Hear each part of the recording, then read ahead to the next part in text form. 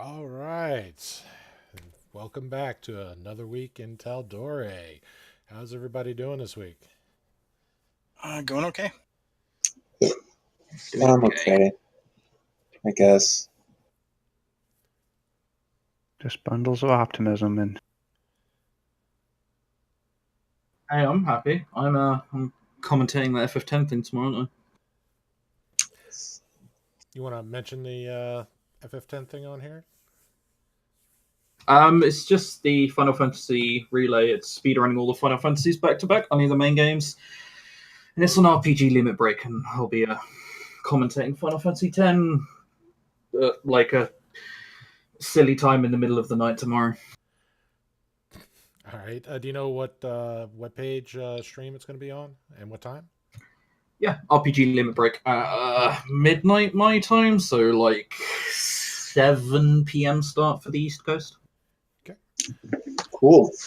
So anybody listening, if you're interested, you can go check it out. I'm sure they'll have some kind of recordings of them in case you missed that live with that. So if you enjoy Final Fantasy speedruns in that community, go check that out. All right. Well, let's start off with the recap here. So, your troop had been sent out on a scouting mission to investigate the site where an object from the heavens may have fallen. It was there that you heard an eerie heartbeat as the forest around began to decay. Something unheard of from the magics that keep the Verdant Expanse evergreen all year long.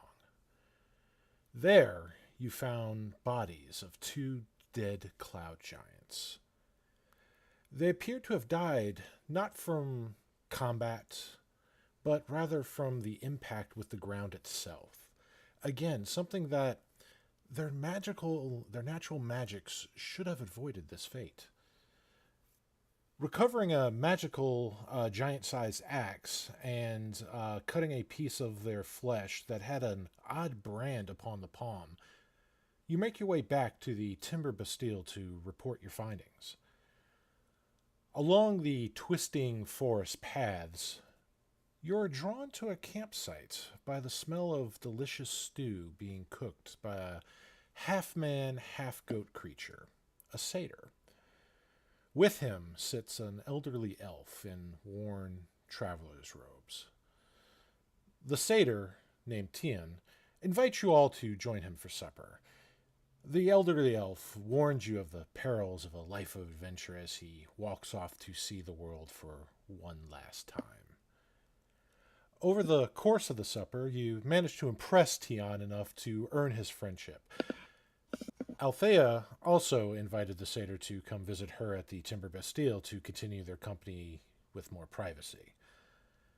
While making your way back to the Feshun River, you discover that the bridge that you previously crossed had now been cut. Not seeing any signs of creatures or suspicion about, you walk down the river several miles and eventually find a crossing. It is here at this crossing that you're ambushed by a group of armored hobgoblins wearing holy symbols of the cloaked serpent. On one of their bodies, a bounty notice with the picture of a woman looking exactly like Rixrory, only bearing a different name.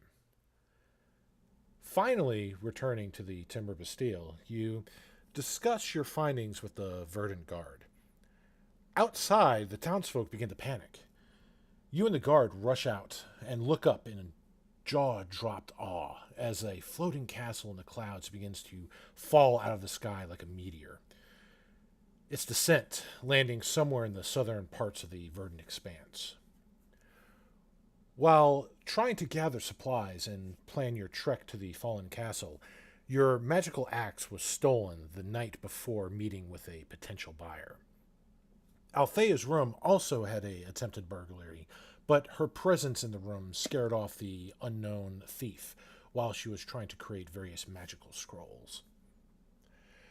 Althea thanks Caro for his bravery in defending her honor against the four half-orc hunters the night before you were sent out into the Verdant Expanse. You all gather in the yellow Pear Tavern, ready to discuss your journey to the southern areas of the Verdant Expanse, as Althea walks down the steps with a smile on her face. This is where we'll continue off.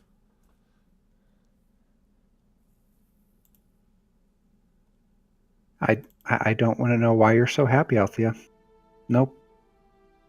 Well, I got No. to work out last night. No. A workout Lala. indeed.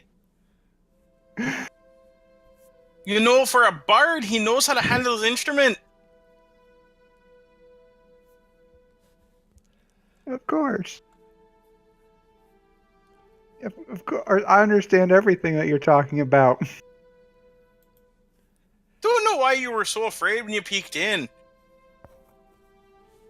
I didn't see nothing. Usually, when you don't see nothing, you don't turn red. You could have joined in. I'm sure the lad would have enjoyed it. Rixori's going to bury her face into her breakfast. Your loss, I guess.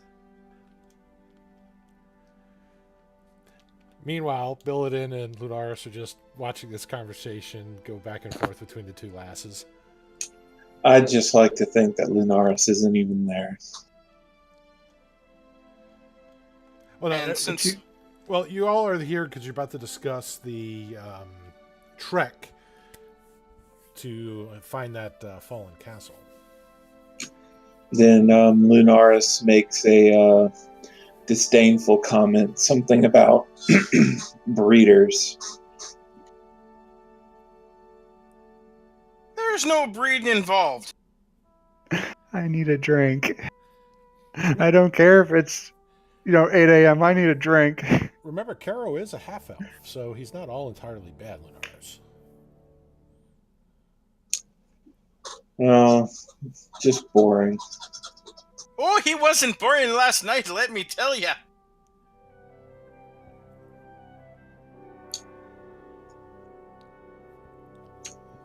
Too bad he was with you. He probably could have used a real man. Oh, he did the job well enough. I need 2 drinks, bartender. Lunaris just doesn't say anything because it seems that Althea just missed the point. Rixori didn't. And you can't handle her pole arm if you want to. Nope. Poor sorry. Rixori needs an adult. Master Billidan's an adult. Help. Master Billidan's sitting in the corner ignoring all of this. I just picture him with a flagon just drinking while all this goes on. Mm-hmm. Oh, come on. We need to get out of town. We need to get out of town fast. We got stuff to do. This has nothing whatsoever to do with what I've been doing for last week. So let's get going. What have you been doing? Nothing. You're a bad liar, Exori. Look, it's not my fault they didn't tell me that invoking divine powers in a pit fight is cheating. That should have been clearly stated in the rules. Did you even bother reading the rules beforehand? Well, that's not the point.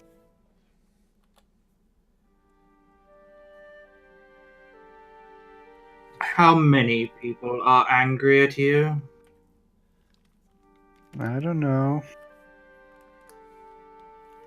So I take it it's more than 2. A couple. I'm sorry, Master. Don't get mad at me. I just roll my eyes and take another swig.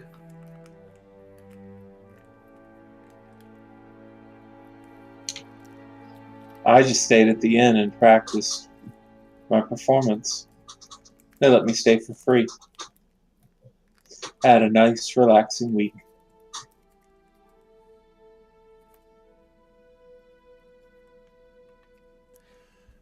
Now, Billidan, while you were absent last week, though, something did interesting happen over the week, which was passed on to you. And just to recap, was when that axe was stolen.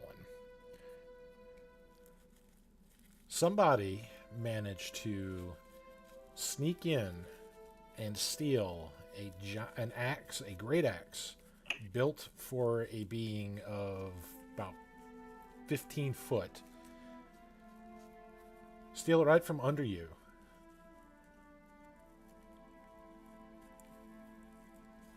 Especially when you had a nice buyer lined up and were about to make a very lucrative transaction. Did they leave any, trail or anything? Or did it just vanish and there was no sign? I'm sure somebody had to have seen something. I mean, that's kind of a big axe.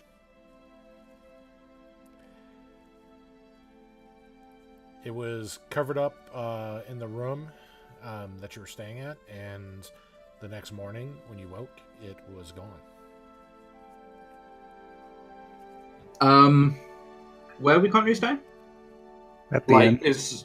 Okay, so it isn't in. Do we know who would have been working at the time?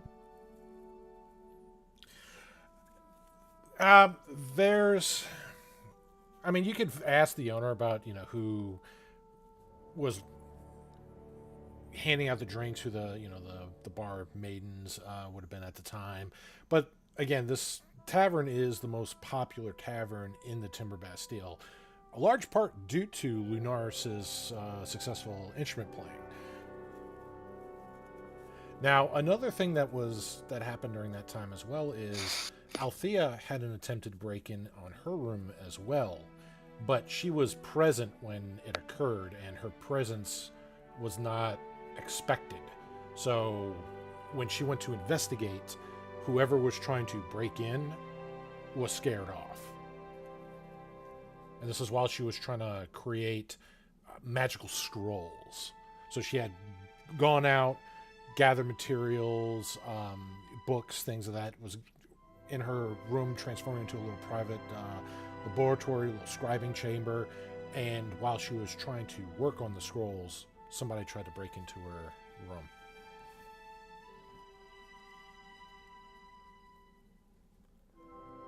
Did she get a look at the dude? No.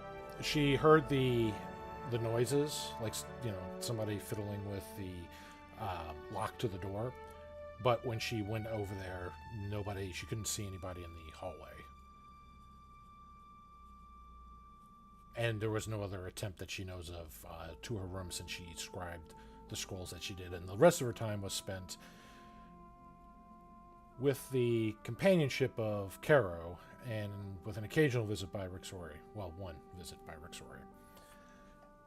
Right.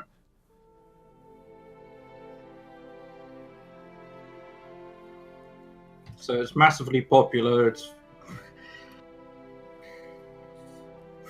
fairly doable that someone just came in, nicked the axe, and no one really saw him leave because there's so many people there.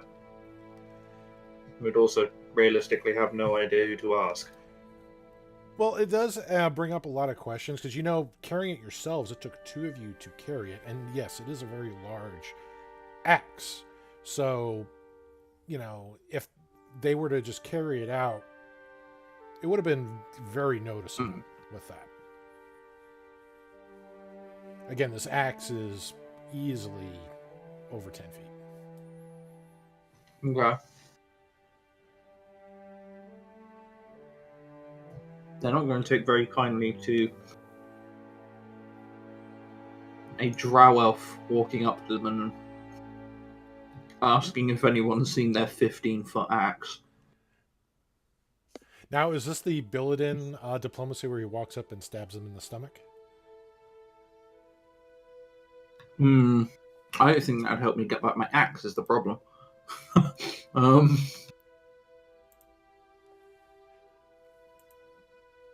Rixori deal with it? Right away, master! And Rixori casts guidance on herself and then goes running off to find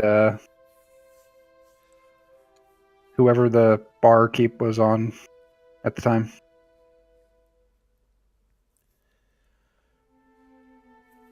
All right.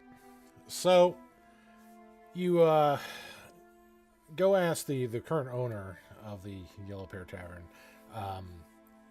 He's by human equivalent, he'd be in his 40s. Elven, he's probably pushing around 400 or 500s.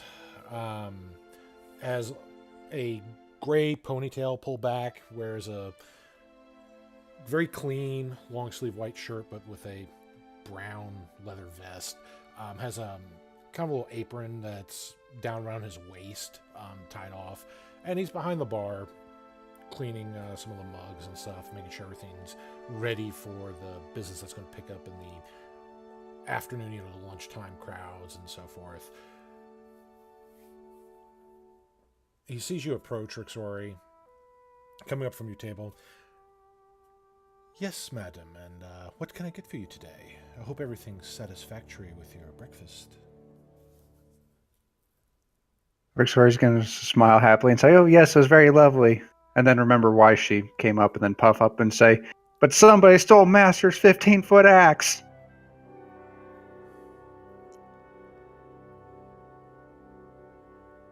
Stole Not quite the same amount of subtlety as old Rixori, is it? Yeah, so the patrons that are in here, now again, it's not packed, but there are still people in here, like you, eating breakfast, or some of them maybe coming in from an overnight's work, and now this is their equivalent of, dinner, so to speak. They all their heads kind of shoot up and snap over towards Rixori's direction here after she shouts that. Stole your master's 15-foot axe. Just now? Rixori looks around and realizes she made a scene and goes, "No, last night." This would have been a few nights ago when this happened. She looks even more sheepish at this information and quietly mumbles a couple. "Oh."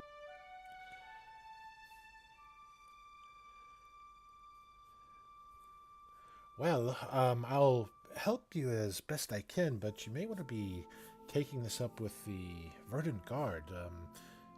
They are the law in this town, after all.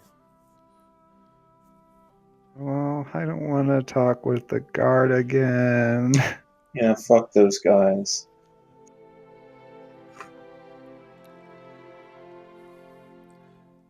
Alrighty, well, do you know who worked that night? See if they saw something happen.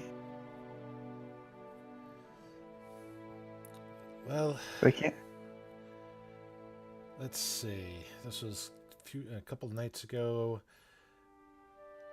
Lana would have been working that evening. If I remember, it was quite a big crowd. I think that was when your friend over there was spinning out a wonderful tune, like he always does.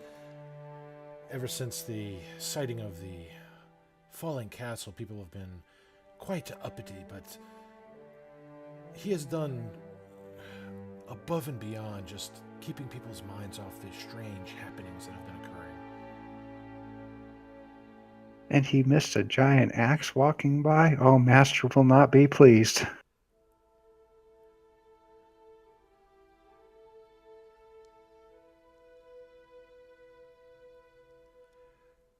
Well, do you know where I can find Liana, you said? Yes, she lives on the... she stays here. She's in the first floor, and he tells you where her room is. She normally works the later evenings.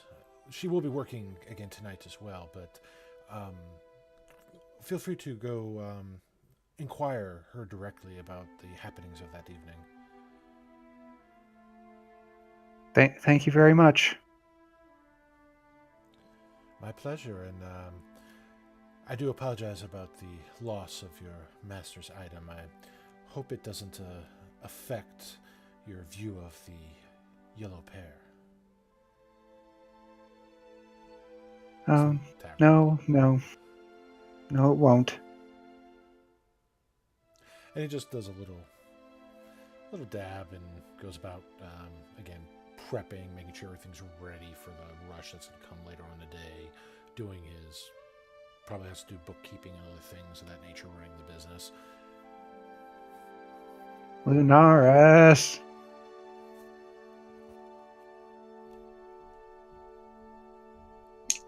What do you want?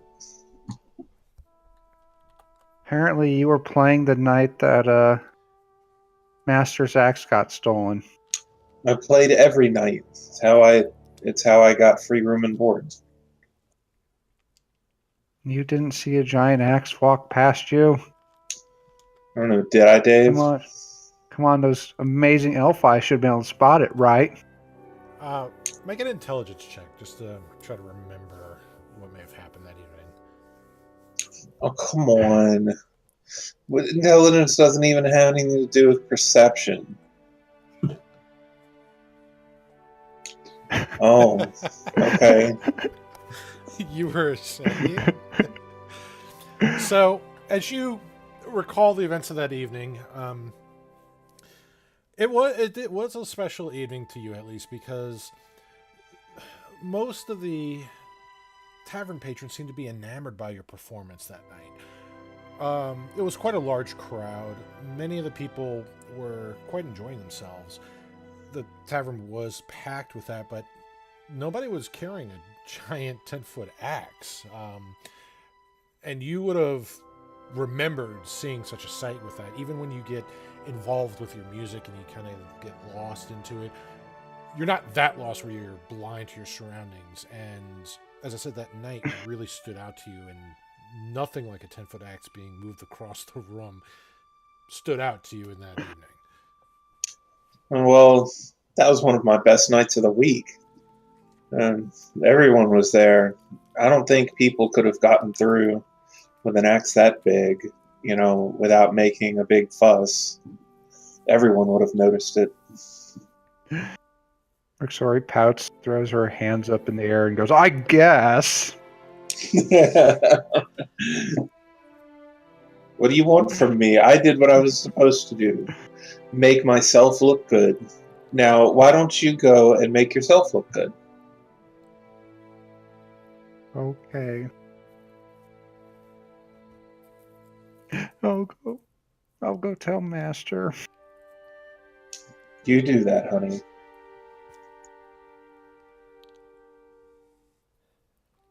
Master Billadin. What did you hear? Where is it? Well, what I can tell you is it's not my fault. It might be Lunaris's. I mean, it's probably not, but it might be. I am not definitely throwing somebody else under the bus to save my own reputation with you, Master. What happened? What happened? No, nobody saw anything. Apparently, it was super crowded, and I don't care how super crowded it was. It was a 10-foot axe. It's hardly hard to miss. well, I'm missing it right now, Master. From the depths of my heart. Oh my fucking god.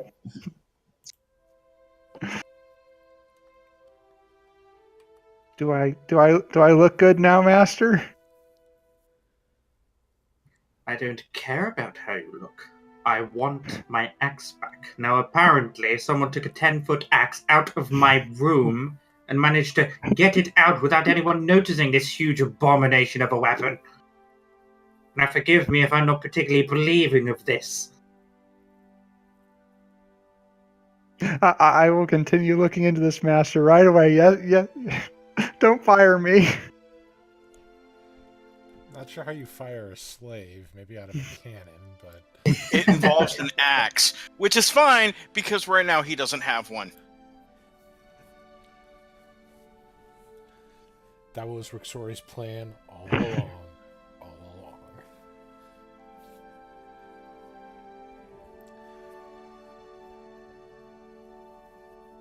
At this point, nobody's happy. No, one person's still happy. Althea is very happy. Darn Skippy.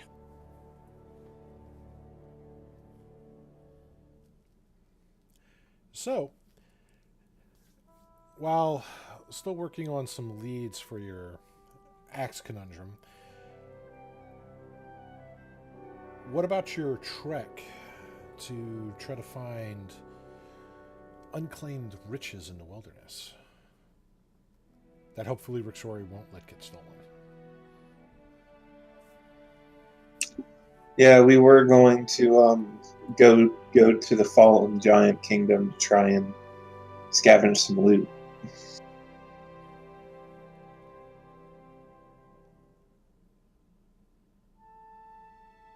Why are we doing that?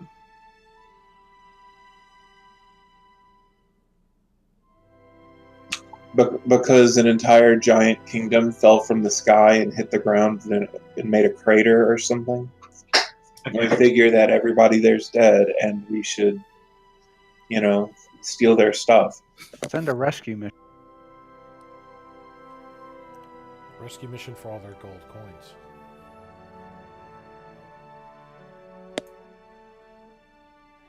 Must I remind you all that we are mercenaries? And we should kill all the other people that are trying to steal the stuff that we want to steal. Murder is not always the first option. Just what you do after they say no. If you want to go get treasure or not, Billidan, what do you want to do? Tell us. Let's go and see what is in the remains. I don't think I'm going to get my axe back, but maybe we can find something else of value. As you wish, Master. We can find other axes. Surely there must be a bunch of them there.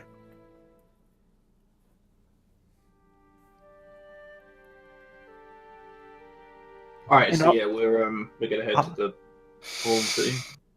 I'll even carry it back. I'll even help carry it back.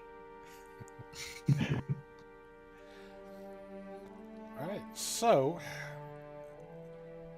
is there anything that you want to get in terms of supplies that you haven't gathered already to begin this trek? Oh man, what do we need?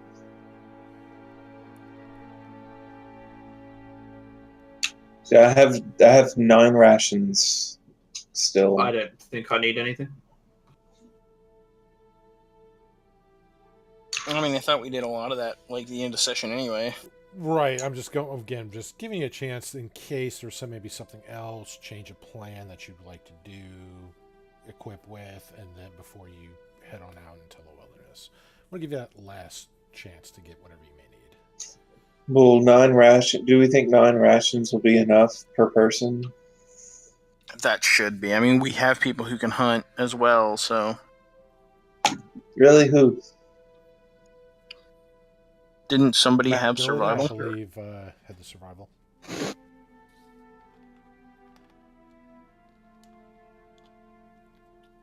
That's nice. Billidan will take care of us. We should start calling him Daddy. Rixori will buy a couple more rations just as an emergency plan, but... That's a good idea. We have 9 days worth for the travel between, and if we are there any villages between here and the target? Oh yeah, there's outposts and things along the way. Yeah, if there are outposts, we can pick up extra supplies if we need them there. We should be fine. Yeah, without going to anything like that, it would be tight with that, but it's still doable.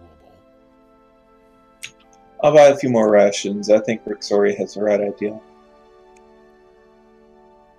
Alright, I'll let you add those items to your sheets there. 5 silver a piece. I'll go just to be with the in crowd here. Do 6 more. They're 5 silver apiece. That's what I was thinking. So it's just 3 gold. Yeah, ease of math. So I'll take the 3 gold off. And add 6 more. Alright. I got 15 days worth of rations. If that's not enough, something's wrong. Same. Yep. If that's not enough, Althea needs to go on a diet. Like, not gonna lie. She's been eating too much at that point, you know. All right. So, let's see here. All right, as you gather the extra rations, you pack up, go over to plans to go liberate the giants of whatever ill-gotten treasures they may have there. You leave the Timber Bastille still early in the morning. The sun is up. The weather is fairly nice. Most of the treetop canopies, they don't completely block out the sun, but they do give a nice little bit of shade. Makes it nice and cool for you. Breezes still blow through. The branches just kind of sway a little bit. It's a very nice day. You begin your trek planning another route across the Feshon River, this time to another bridge. And as you cross over, this one is intact. It doesn't look like it's been damaged like the other one was intentionally. Making your way back around the Meyerskar, staying away from that area. You travel for a few miles, and as you do, you start to hear some banter come off the side of the road here. Just gonna pull up this map here. Guys, the voices in my head are talking to me again.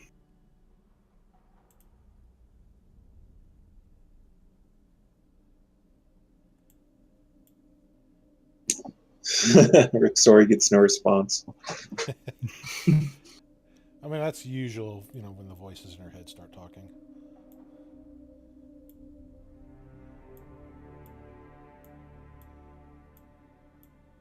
Just dropping your tokens on the map here. You guys will be in the upper left corner once this is completely shared with you.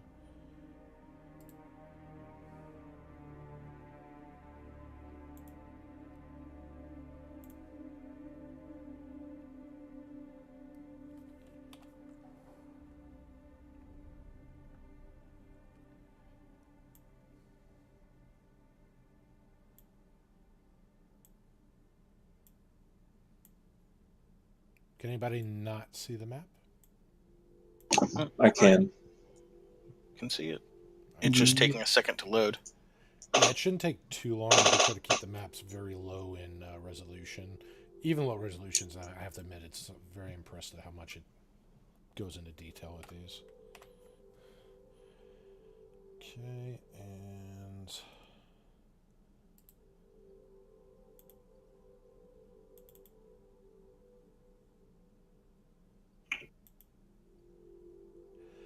All right, so as I said, you hear some voices coming off the main road here.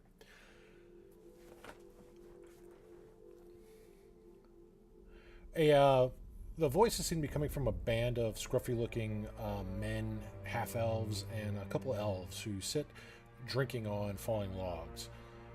By the laughter and volume, it is clear that they are quite drunk. One of the voices pip up. All we could do was watch, open-mouthed, as the fireball fell from the heavens.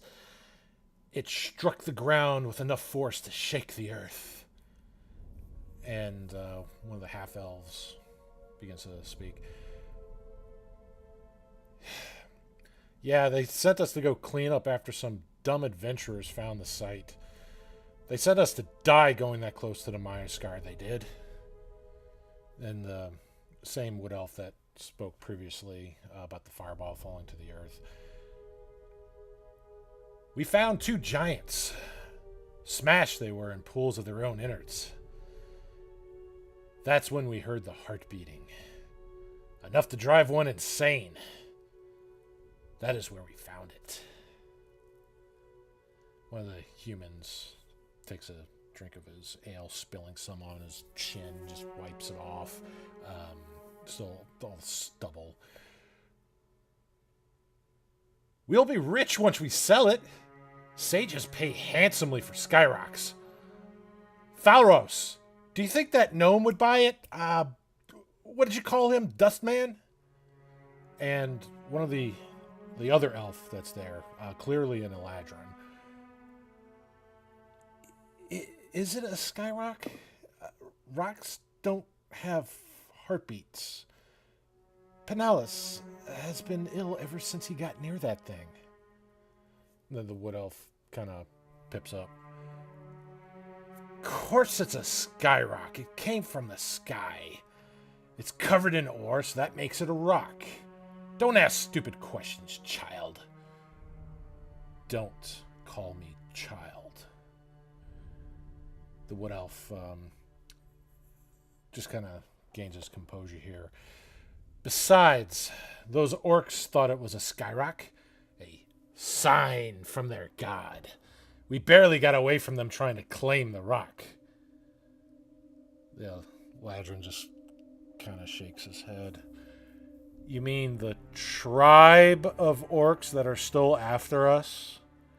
I wouldn't call getting drunk hiding in the woods from at least 15 barbarian orcs as got away. Look, if you all want to sell that thing, fine. I want no part of it. I never asked to be in the army, and I have no interest in being a thief or a bandit. Once we leave the Verdant Expanse, I will be going my own way.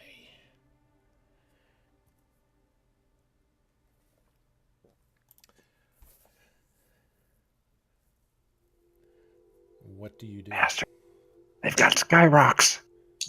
It seems like they have the thing we were supposed to find. No, I do. That's this right here. She holds up her rock. Lunar shoves Rixori over and just shut up. Ow. How many of them are there? Let's see. There are...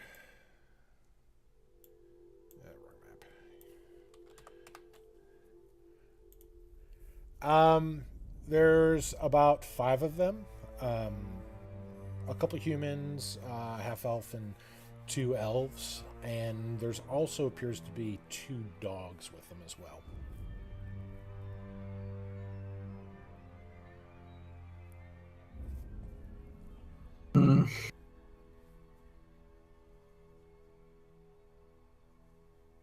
Do they all look like they could look after themselves?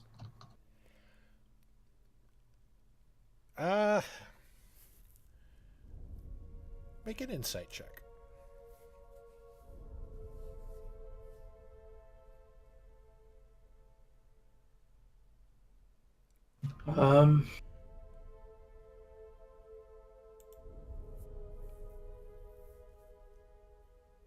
One day I will click the tab I'm supposed to find my stats. Today is not that day. That is okay.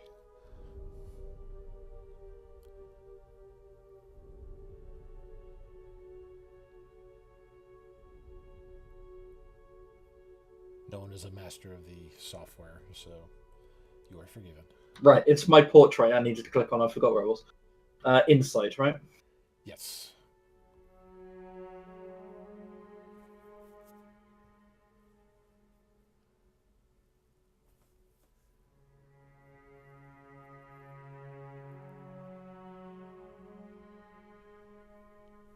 Oh, I like that color. Nice. Let's see. Wow. Okay. So, Spicy.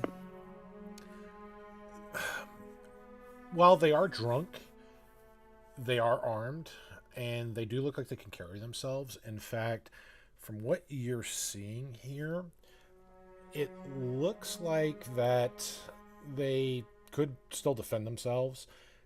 But what you do notice on here as well is, as you watch over them, just sizing them up, you notice that their clothing, they have patches kind of torn off some of their clothing here, and their dress is the same garb as um, the armies of Syngorn. They're not quite Verdant Guard, and they're not wardens, but they are part of the military force that patrol and help safeguard the Verdant Expanse. But in this case, it looks like they ripped off their military patches, most likely deserters. Cool. No one cares if they dies. If they No. die. Not true. Not murdering innocent guards running. Deserters, the Verdant Guard and the military itself do pay well for bringing in deserters. So, something to keep in mind there. Or you could just, kill them and leave their bodies in a ditch, but that's up to you as well. In a ditch. In a ditch.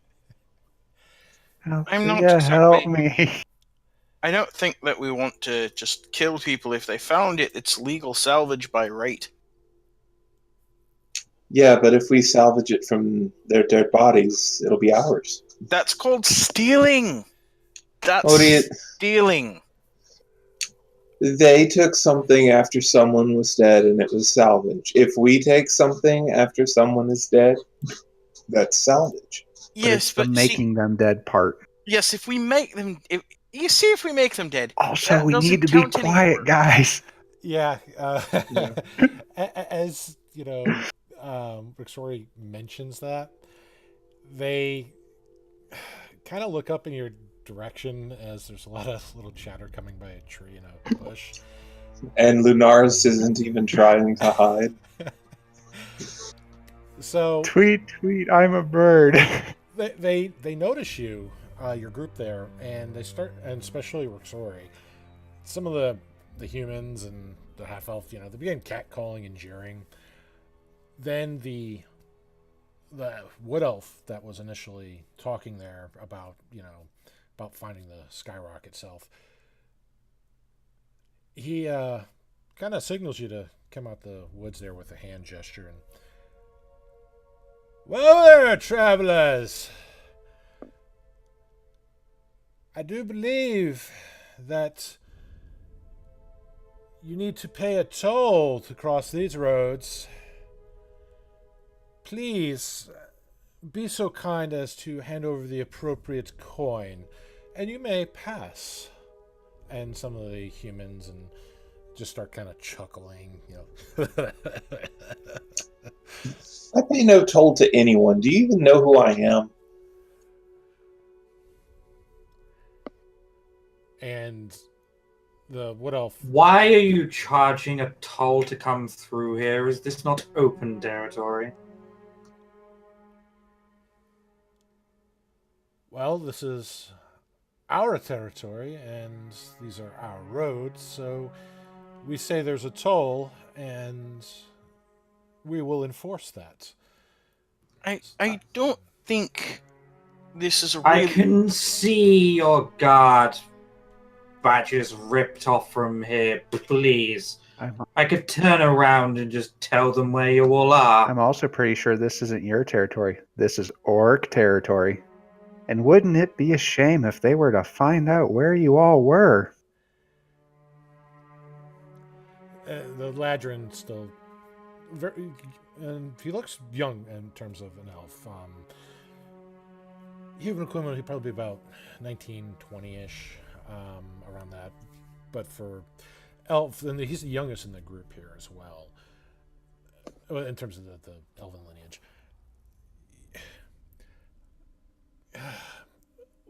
We don't need to do this. Just let them go so we can get out of here. Y'all can get paid. and everybody can just go on their way. And the wood elf just kind of spits towards the Eladrin.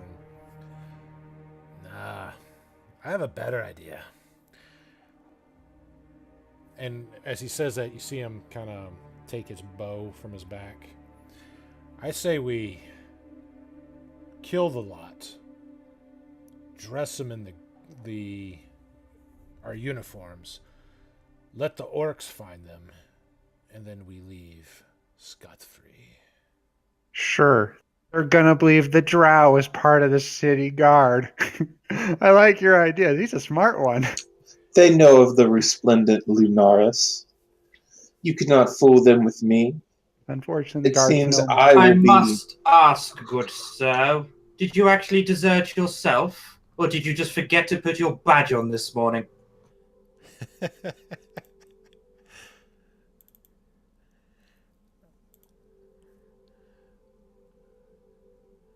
Alright, so let's he didn't like that.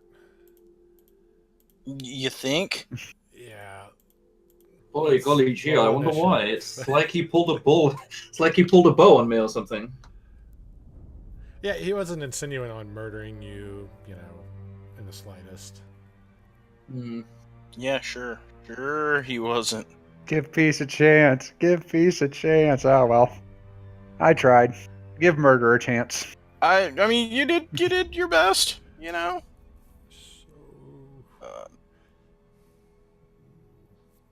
No, it's here. There we make sure they check. Does Fantasy Grounds have a measuring tool? Yeah, yes they do. It's the pointer. Yeah, I'm not gonna run out in the middle of them and burn a bunch of them down so that I die immediately afterward. That didn't work so well last. I mean, no, actually, it worked really well That last worked time. really well but- last time. Yeah, it did actually work fairly well, but just the whole outcome wasn't ideal. Yeah, the second half of it was not what I would call a success. Indeed. So your pointer, when you right click, it's the upper left one, looks like a little down arrow. That's pretty much your pointer. The draw arrow should give you your radius that you can select to move around.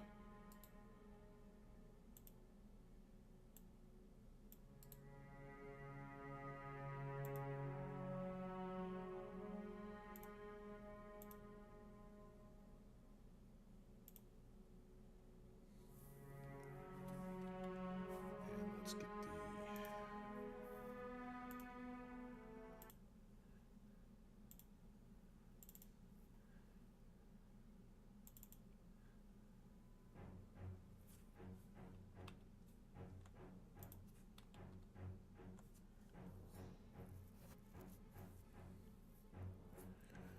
Alright, let's see who's first here.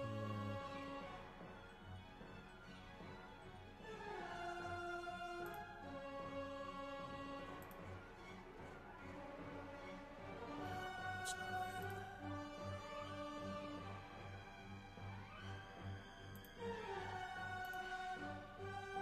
Okay, I won't be. Well, I thought someone beat my initiative score. Yeah, I know. I'm trying to get it to go in the proper order here. There we go. Alright. Alright, well, Althea is definitely going first. Oops.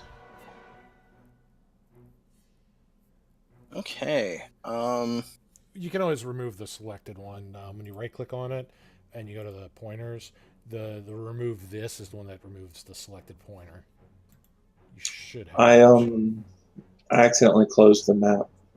Oh, You can open it back up. yeah, you have access to it. Once it's shared, you always have Are access. you going in? No, because I don't have armor up yet. So what she's going to do? You go to maps, then group, and new. It's Verdant Wood. Yes. And Okay. 15. She's just going to move down here. And she's going to go ahead and use that scroll to cast Mage Armor. Since we found out I couldn't sell it, and I made the damn thing, so might as well use it. And can't be ritual cast, darn, I checked. So, remember how to do this. That up. Here. Mage Armor. Effect. Yep. it's Bam, applied. there we go. Perfect. All right. So you move up using the tree as cover here. Mm-hmm. And you cast the spell off the scroll. As you do, you make the incantations. The scroll almost just hovers in between both your hands as you read the runes off that you carefully scribed in. When you do, they kind of leave the page, and the energy just hits you, engulfs and wraps you. And as it does, it forms this very brief, translucent, like armored suit around you that just fades after a moment. And you feel protected by the magical energies. All right. And that's it for me, guys. All right. So let's see here. It's next actor here. All right, bill it in. You are up, sir.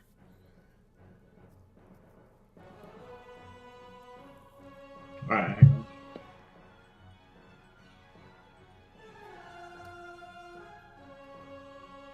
Right. Now, you can always toss Rixori in the middle of the camp as a free action.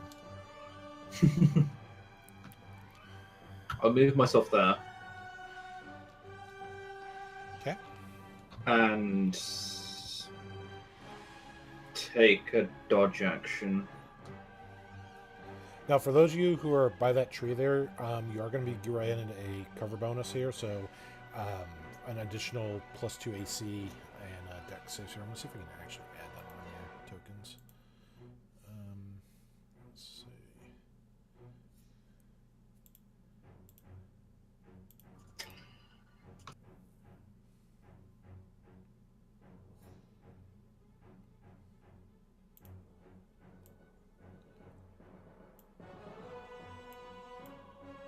And what are you doing behind the tree here? Taking cover. That's all you're doing? Yep. Dodge action. And dodge action, yeah. Dodge, okay.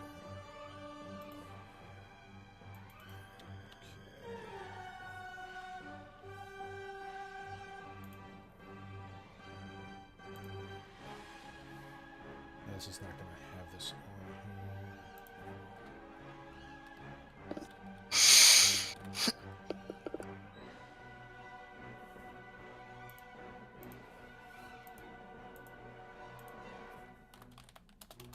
Sorry if you can hear the typing.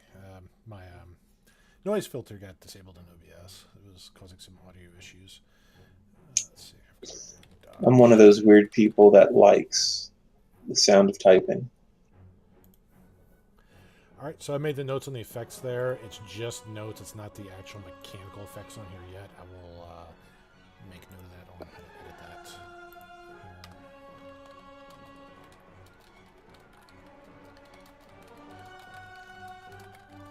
Okay, and we'll go there. So if that ends Bildon's turn, we are going to go to Linaris. Okay, which one of the bandits had pulled out the arrow? The bow and arrow? Okay, so the one that had the arrow is going to be this one right here. Not sure if I can ping it. Can you see it? Actually, you probably can't see it selected. It's the one by the. It's the one I just moved here. Can you see it? Is that bandit 1, 2, 3, 4, or 5? That is a good question. That's the one I want to target.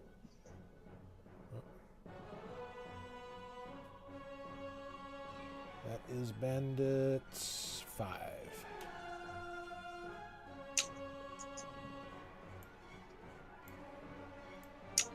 All right, there we go. Now move over here.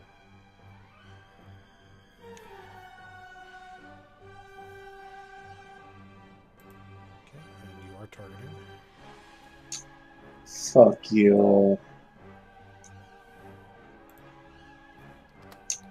Well, okay.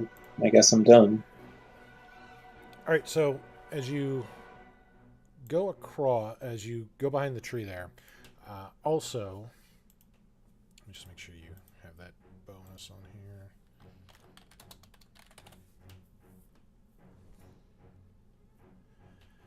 So as you go behind that tree, you take out your bow and you fire at the other wood elf, the one who was threatening to kill you all and just leave your bodies there for the orcs.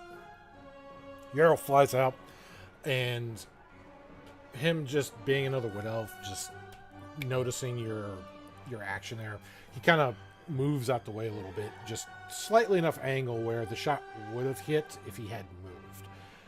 The arrow just flies past him, past the other bandits and their little campfire. So now the bandits are going. Let's see. Alright, so bandits. Alright.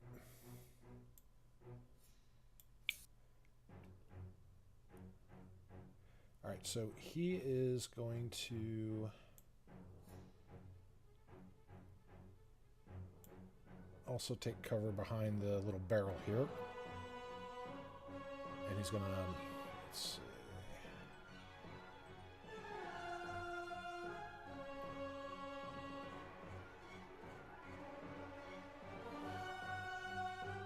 Alright, so the Eladrin is going to run into one of the little tents there. So now it's just the wood elf, the human, and the the humans and the half elf. Alright, so he is going to go over here and just take cover.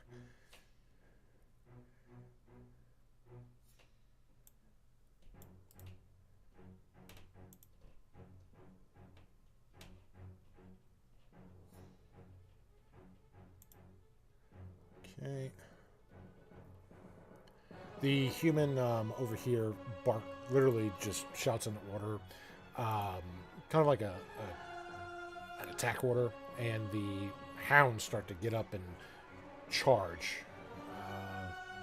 This one draws his weapon. Okay, so the hounds are not going to move just yet.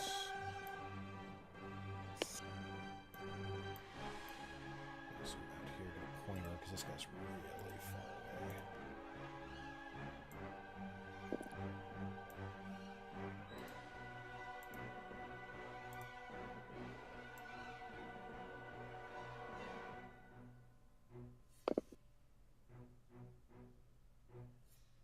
Okay.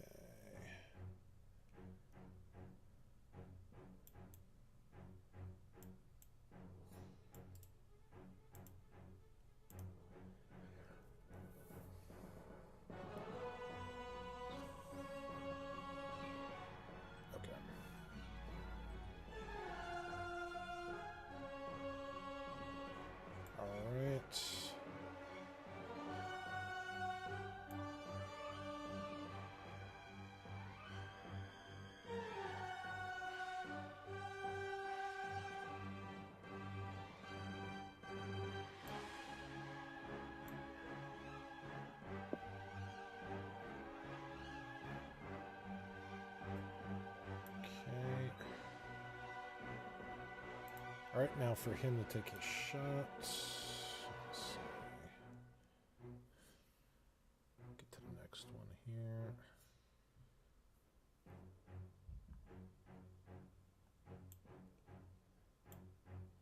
Okay, this has been one down here. Alright.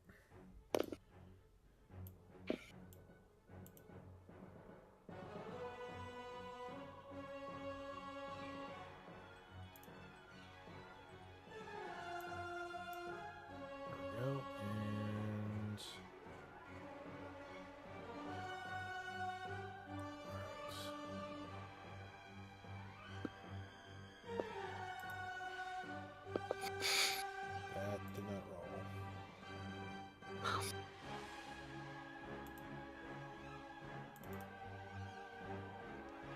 Alright, so he's going to have disadvantage on this. I don't know the shortcut for the disadvantage, but that's already a miss, so we're not going to worry about rolling that again. Alright, and the other bandit here. Bandits. I think you just have to click the little button in the bottom corner. Let's see, I don't have that on this. Okay, I see what you're talking about. Never mind. I was looking on the combat tracker. Okay, that ends his turn here. Bandit 2's already moved. Bandit 3's already gone. In fact, I'm going to make him visible off of that. Bandit 4. He's already moved. And this is the one I'm looking for right here. He is also going to target Maris.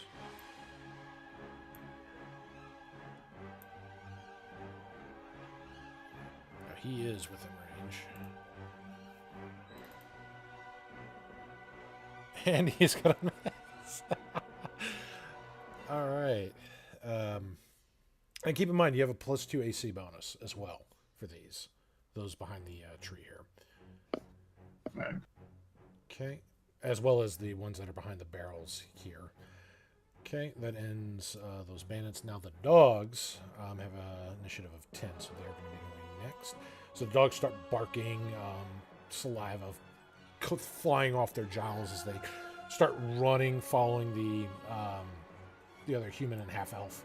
They run over here. Let me get this. Yeah.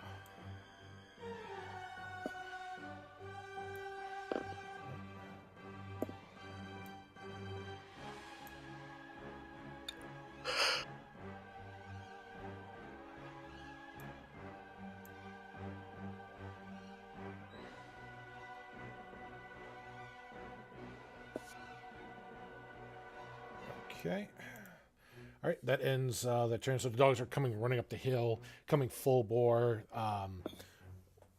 The humans in tow, and the half-elf coming up right behind them, while the others are behind the barrels, peppering the tree trunk with arrows. And that will end their turn here. So Rixori, welcoming Kennedy for Rixori, as she's used to seeing, is coming her way. In combat, hurry. Rixori casts Run Away really, really fast. Expeditious Retreat? No, she'd get in trouble if she abandoned everybody. Only if they left.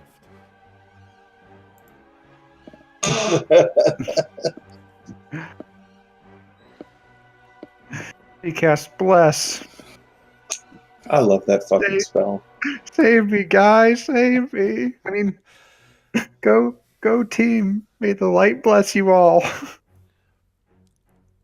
All right, so Rixori starts praying to some god, and you all feel an inner light surround you as you feel more capable, more confident.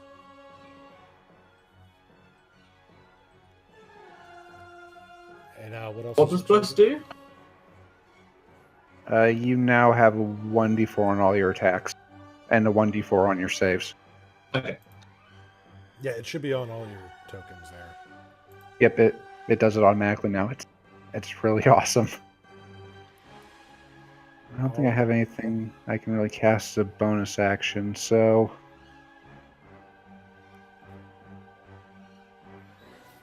Tag out. All right, Althea, it is your turn. You see the dogs coming up, barking, snarling, as well as a human and a half-elf charging up the line, and there's 2 archers in the camp. Okay. My question is, I know that I have partial cover because of where I'm at. Mm-hmm. Does that also mean I can't attack the dogs with a ranged weapon from here? I'd have to move. No, you can still attack them. It's only if you get out from that cover. So if you leave behind that stump, then somebody who were trying to shoot you with a ranged weapon you wouldn't have the bonus anymore. So the 2 wouldn't be blocking. I'm not going to run out. There's too many of them. They're too spread out. I am going to, though, however, shoot a firebolt at that. This one I'm trying to target. So what is it? Control the target? Yep, control, click on them. Oh, you have to click on them in the tracker, not in their actual Yep. thingy. Okay, because I have no way to know who these are. That's okay. I think I know another way to do it. But yeah, I'm going to attempt to cast Firebolt on this very first one right here. Hopefully, I do this right. The Bandit 4? No, it's the Mastiff. It's the closer one. Ah, okay. Whoop. I think what I have to do. Yep. All right, yeah, you hit the Mastiff there. I knew there was a way to do that.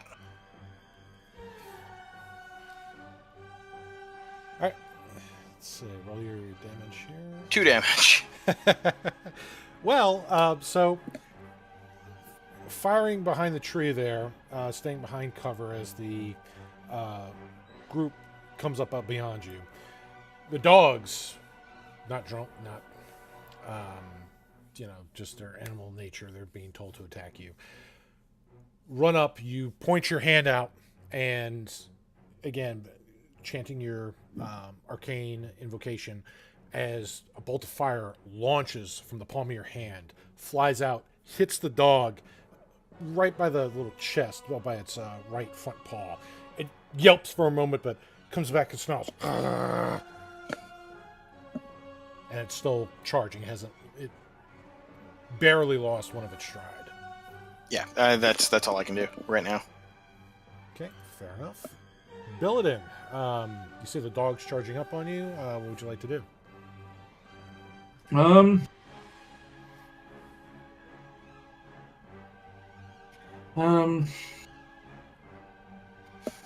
They're all so spread out. I can't really move without just being dying instantly.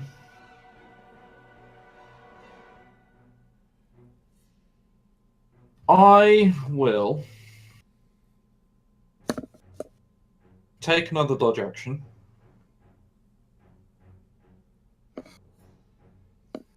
Who are the dogs running towards? Are they running towards me?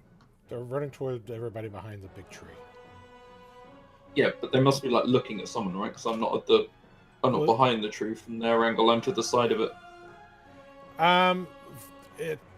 It's hard to tell what they're actually looking at because everybody's so clustered with that tree. So they're running in your general direction. That's about the best you can make out of it right now until they actually split to go to a specific side of the tree.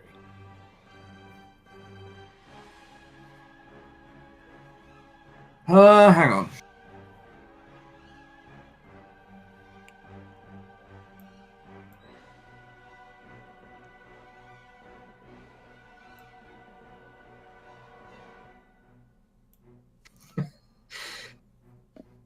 I was consulting whether I could abuse mechanics, activate rage, and then hit the tree. The tree is not a viable target on this map. You could charge out there in the middle of the open. I mean, you can hit yourself. Instantly dying. You could hit you could swing at Rixori. All of these sound like awful ideas. I'm just gonna. Whoa. When has hitting Rixori ever been an awful idea? Be honest. It's hitting on Rixori that's the terrible idea. Exactly. Yeah, sorry. We need Rixori for the fight is the problem. I'll hit her afterwards. Yeah. All right, I'll just revealed so much about the relationship.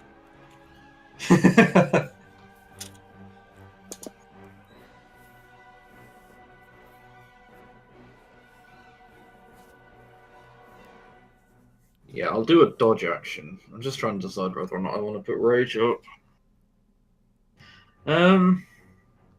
Yeah, okay. I'll activate rage. Alright. And you're keeping the So dodge. I'll pump my chest and get angry.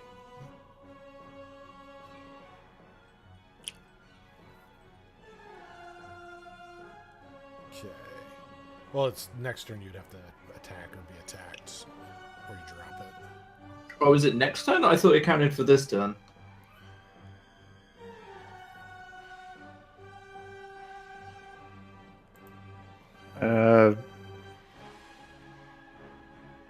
You guys know D&D a lot more than I do. Like,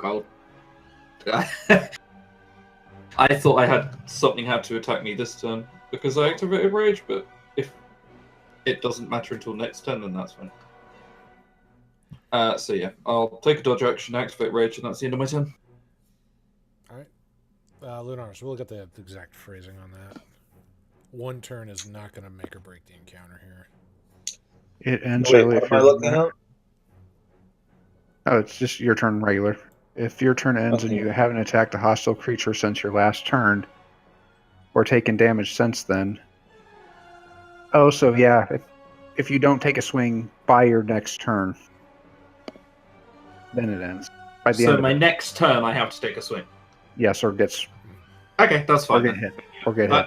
Then activating Rage is fine. All right, I'm moving here.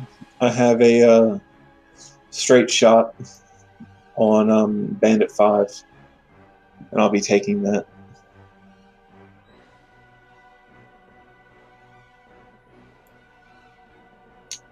Come on, Daddy needs a new pair of shoes. That's better. It's a lot better. Does that hit Dave? Does that hit him? It tells you. Yeah. I'm pretty Oh, sure 28 right. hits. 28 doesn't hit. We're fucked. We're running so fast in the other direction. 8 damage. All right. So, And I'm going to use the rest of my movement to move back around the tree. okay.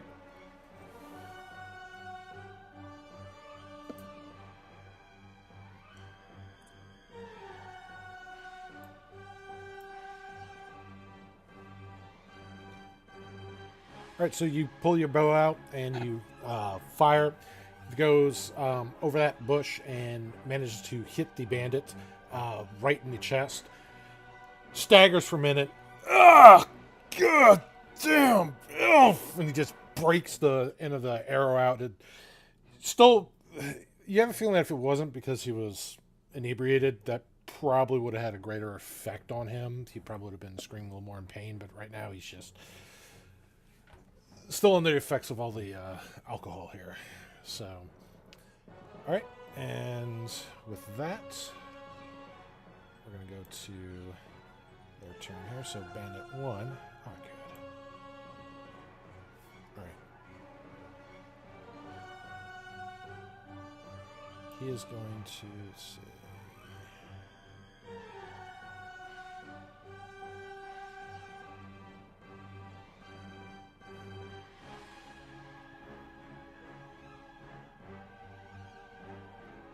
So yeah, he could do that here.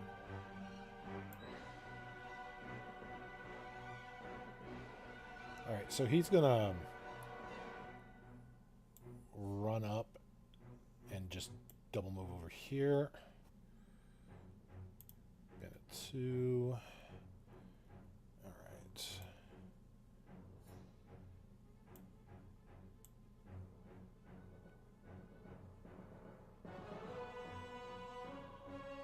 He's going to run over here, use this as cover, and he's going to try to take pot shots. He cannot hit Lunaris from here, but then Lunaris won't be able to hit him either. So he's going to go for the one guy he can. Bill it in. Let's see if this will actually work.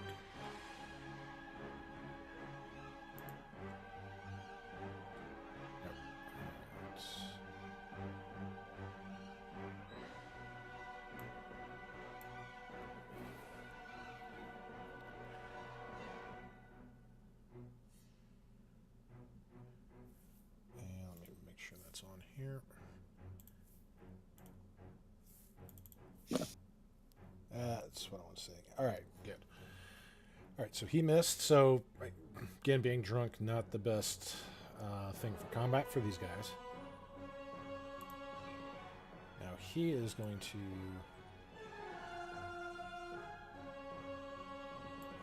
All right.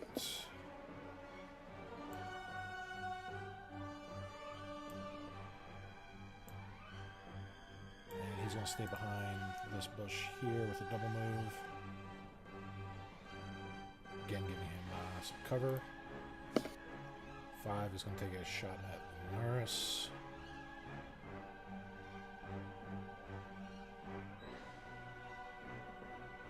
Oh, good. Clear that. Alright, now that hit Lunaris. Yes, it did. Oh. That's the Wood Elf, by the way. Yeah, the one I've been trying to get rid of. Alright, so he pops you here. And let's see. Alright, and he's just going to stay behind the barrel. Dogs are going to move. So dogs start charging up. Fine.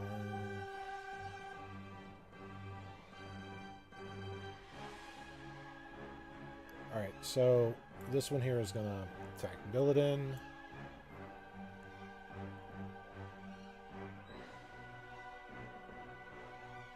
And this one as well. Billidan's rage has just got their attention.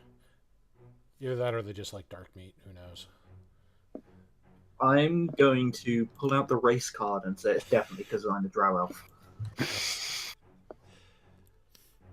Oh, Master's so good with animals.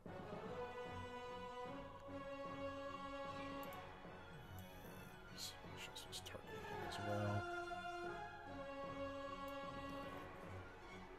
Yeah, for some reason on my tracker, the shortcuts don't work. I have to manually put this little targeting thing on top of you guys, so I'll have to look into that later.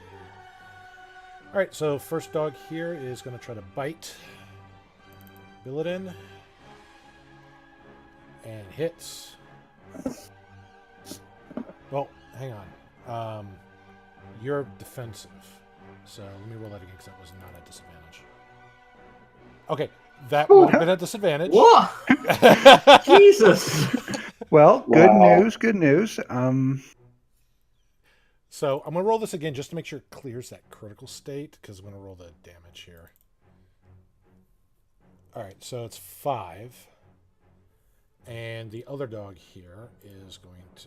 Well, you have damage reduction while you're raging. I take half damage, rounded down, yes. Yeah. Did it apply that to you? It doesn't look like it. It doesn't look like it. Yeah. There's got to be Yeah, a just- rage effect that has to be applied to you, I bet. I would have no idea how to do that. We'll add that to the Well- list here.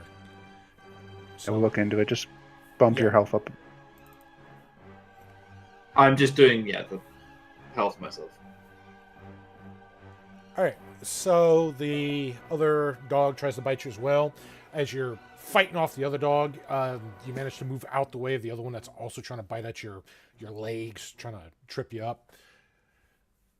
Thankfully, it does not get a good hold of you. Your hides and various armors manage to keep it from getting a good hold on your leg. You manage to free your leg before its teeth can actually sink in. And that's going to end their turn.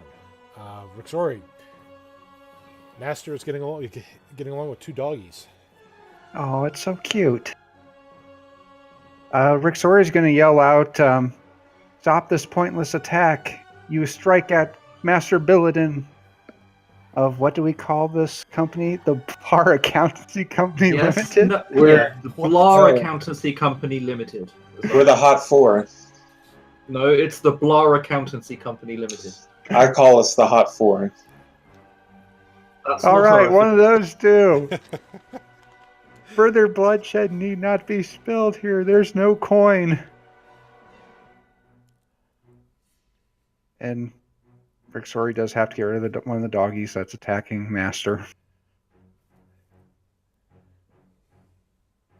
So, Yeah, the Ladrin is not in the combat here. He ran and hid in one of the tents. Well, you definitely hit the doggy. and if she actually kills it, she is going subdual. She's trying not to kill things.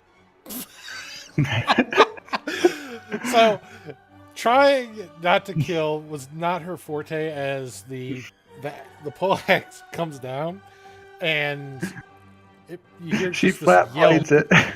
You hear this yelp, and Billidan, there's this dead weight for this dog on you. You manage to pry your arm from it. You both are just splattered in this dog's blood. Oh, God. Rixori has a new title, Puppy Slayer. No, I hit it with the flat end. Oh, geez, Thou I killed a slayer doggy. puppies. Sacrificing puppies does not make anybody happy.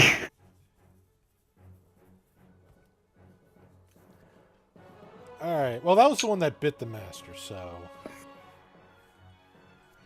Okay. Still a nice little puppy there. Well, I say puppy, but it's still a big mastiff.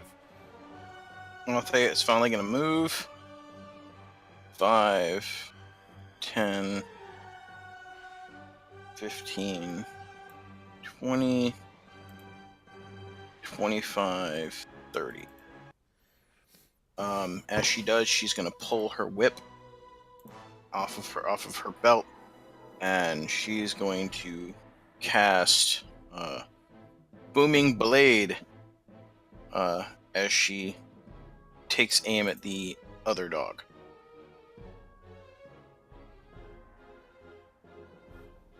Okay. I don't think he had him targeted. Yep, it hit. Yep, I dragged it onto you. You don't have to target if you actually drag the thing from your sheet. Yeah, Okay. I didn't. That was actually the melee attack, not the spell. Because the spell only does something if it moves. Okay. And if it moves, it has to move for Booming Blade. But I do regular damage, so I do whip damage. This is where she kills the other dog. And Rixori cries. No! Okay, it's okay. Doggy's not dead. Doggy's not dead. It's dying. Well, they're at least taken care of. So yeah, she runs out and she pulls this whip off and she just flicks it out and apparently rips the dog open with it. Yeah. Why would you do that to As Doggy? sonic energy also travels down the whip and surrounds the animal. Rixori's just crying and all these tears. Alright, so yeah, both the dogs are down. Is there anything else that Althea does? No, I mean, she's moved, she's casted, that's about all she can do. Alright, Billidan. You got attacked, but the dogs are dead, and everybody else is Yes. behind cover. Do the bushes count as any sort of cover? Yes, they do. Okay.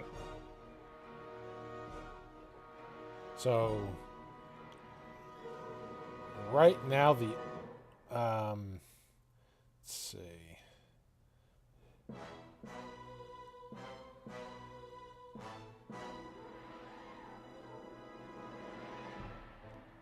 Yeah.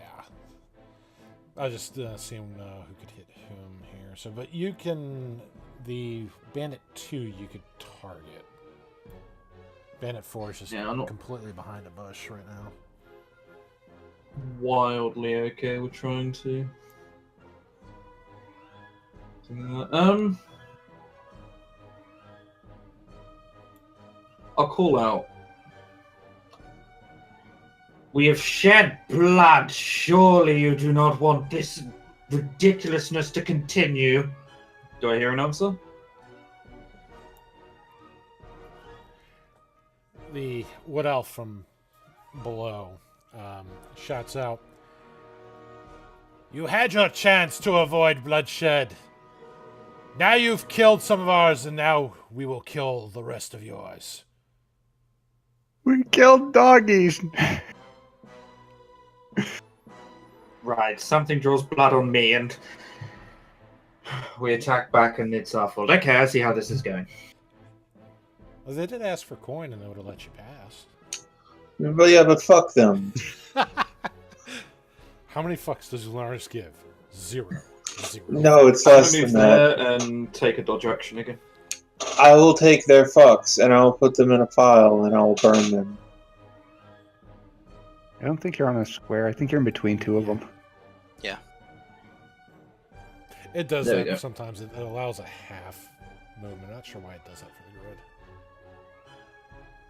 Maybe for bigger tokens. I'm not sure. All right, so you're behind the bush there, which is good because that makes it a lot harder for the ones up. So the Bandit 2 and the Bandit 4, unless they completely get out of the bushes and move around, won't be able to hit you, Billidan. But Bandit 5 will still be able to take pot shots at you, but you still have cover. All right, so with that said, Lunaris. Okay, let me. I just read it, and I know I'm doing it right, but I'm second guessing myself. So I'm going to be using Second Wind. It's a bonus action. You have Second Wind already? It's a first level ability. What's the Yep. what I'm thinking about? Action surge is what you're thinking of. Ah, okay. Yeah, it's 110 plus my fighter level, so I gain 110 point plus 1 health.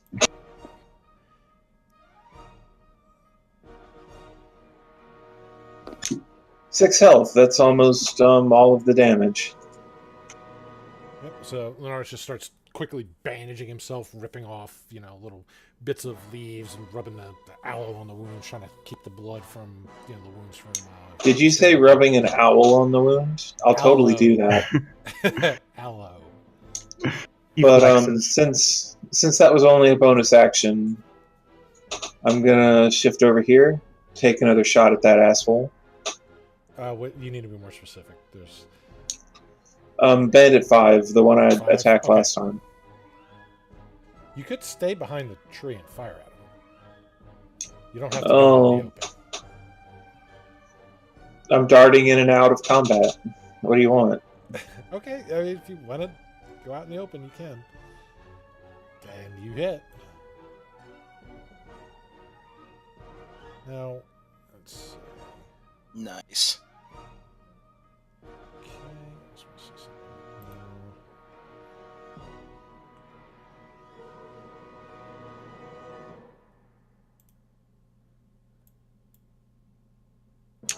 And I'm done. Perfect. All right. Well, that's all right. So you come out and you fire again with Rixori's blessing. You manage to hit the elf even behind his cover there. The arrow flies true, strikes him in his throat, and he just clutches where the arrow's at. You can see the blood just spray out. The whole area is just covered in red as he falls over. All right. Let's see here. You are... Okay, so you're still good. And he has no line of sight on any of you.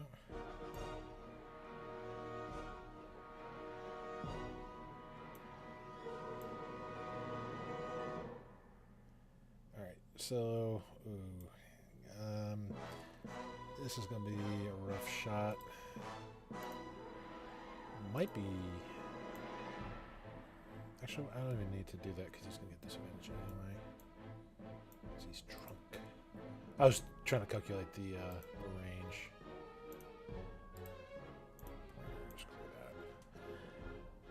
Alright, Althea. Let's clear Lunaris.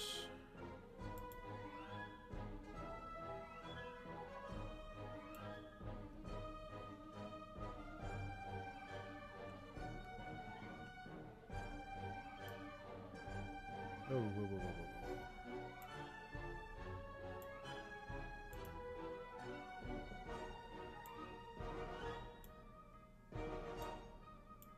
There we go.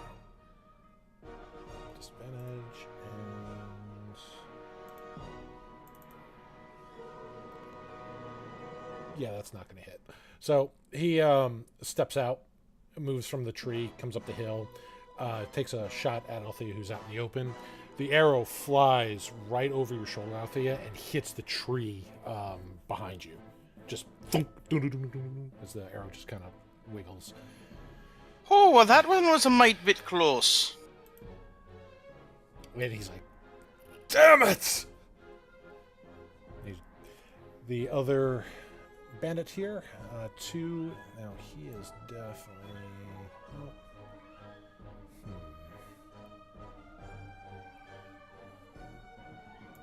Alright, so he's going to do similar. He's going to pop out and fire and then go back into cover. Fill it in.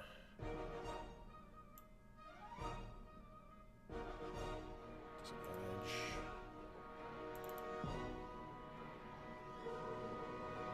And it's going to be a nice miss. So again, another arrow flies out from a different bush this time. Again, now going over the other shoulder, hitting the tree.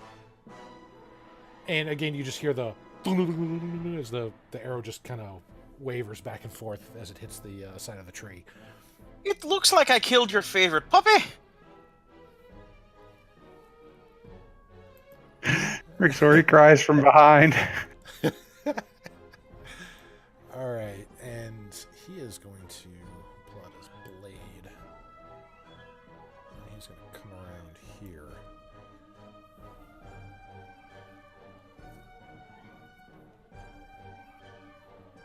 Disadvantage, and make sure he's targeting Billidan.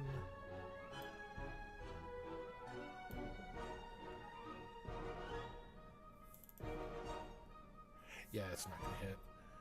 All right. Alright, that'll end his turn here. Okay, he needs to be off of that.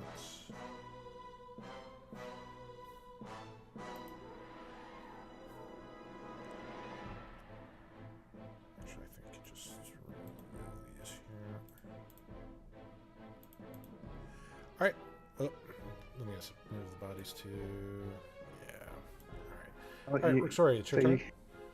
Well, you just took away what Rixori was going to do.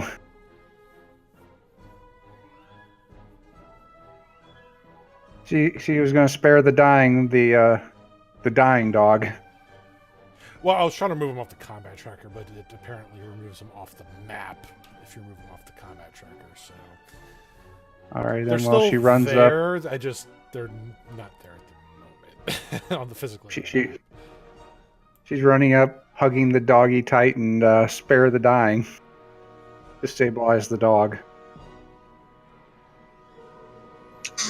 Jeebus.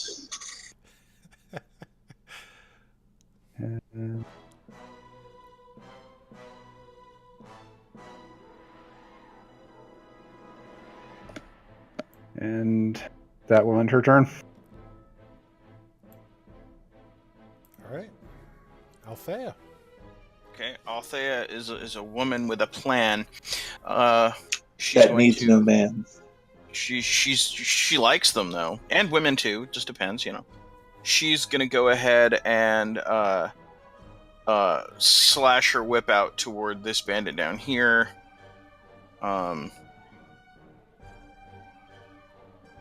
Ho! And apparently that was the right call. All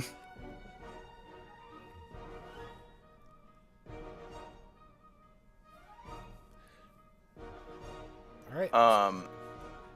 Slashing him open. She's going to draw her dagger and step in for the bonus action with her offhand.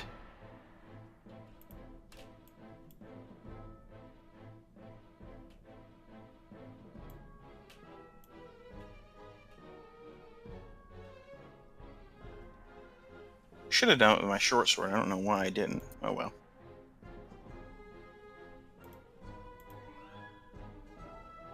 For 1 additional damage. And she's just going to continue her movement here, and that's going to be that. Okay. And no, Althea is not intoxicated.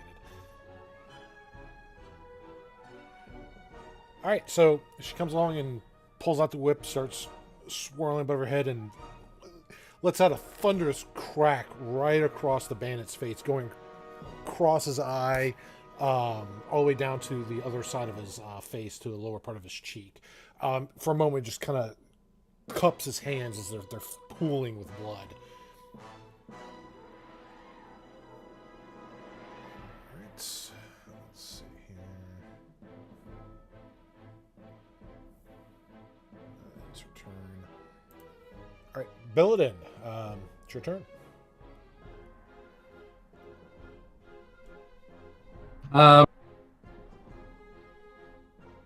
Right.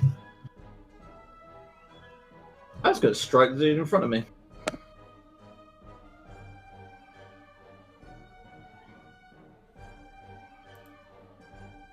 How do I target him? All you have to do if you want to do what I was doing is if you have your character sheet open, you know where you have your die for your weapon? Mm-hmm. Just click and hold the die where the weapon bonus is and drag it onto the token and drop it. Okay.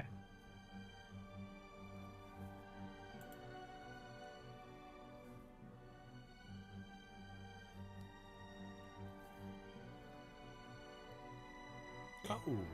There you go. Okay. Now I roll damage. Yes. Very good hit. Very good roll. All right. Hey. So, in a fit of rage, as you see him kind of cup his face for a moment, all the blood pouring out from Althea's whip, you take the opportunity, you pull out your short sword, and just full force jab it straight into his gut, arcing upward, going under the rib cage, and you hear him just...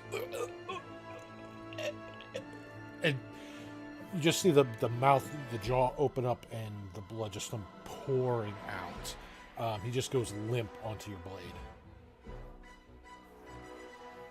Strangely, it seems that it really seems weird that Althea and Billidan are actually a fairly good team. This is basically what we did in the bar fight, too. This is true.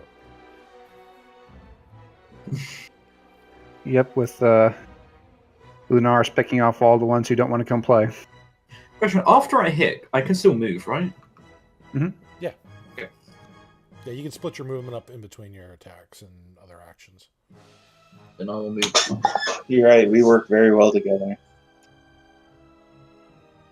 I'm moving there. Except when Billidan moves exactly where I was planning to move. You know what? If I hadn't critted that guy and gone in for the kill, I was going to go there too. So Jesus fucking Christ. I mean, We it's all the think prime alike, spot. apparently. It's the prime spot to go. Yeah, that ends my turn. I just got greedy and forgot that he had 1 hit point left. I can see that if I had done 2 damage, I'd have dropped him. He gets to go to jail now because you didn't kill him.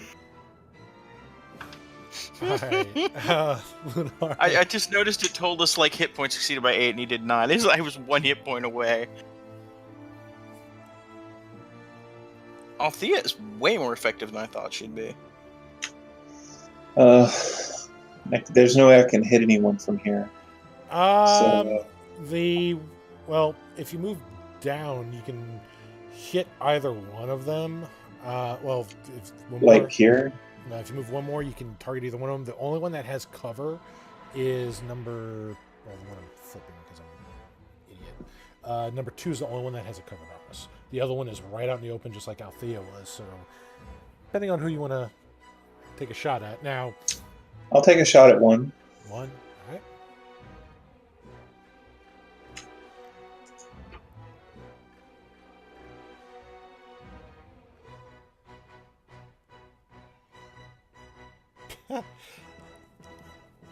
All right, roll your damage on that. Minimum damage.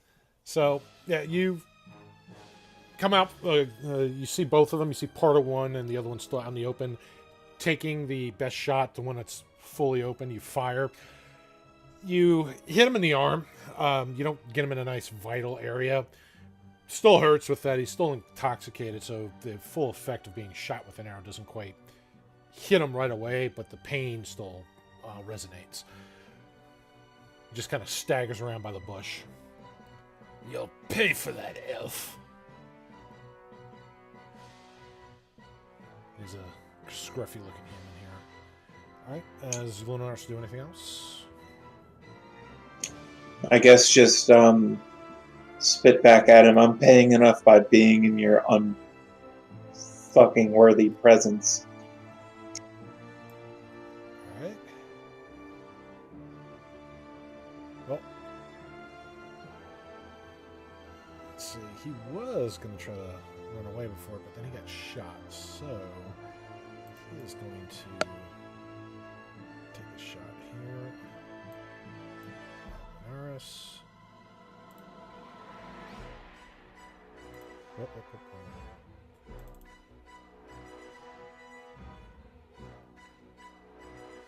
Alright. There we go. Alright, and the other one is going to continue to fire. So now he's upset because some people killed his dogs. Namely, Rixori. You saved the other dog. Karma balances. Well, that is who he's going to target, is Rixor, because he saw attacks on his pets. He didn't like that. To be fair, that she didn't intend to smack it quite that hard. She didn't know her own strength. For once, Rixori has strength problems. And that's going to be... Apparently, you can still kill him with the flat end of the blade. And they can't hit the broadside of a barn right now. So again, arrows just come flying by Rixori. Kind of overshoots to your right, so it's flying over the camp. But you see, he's got tears in his eyes, and he's still kind of staggering from the booze. And that's going to end... I'm sorry. I'm sorry. Let's see, he's going to go behind here. Actually, no, he's going to go...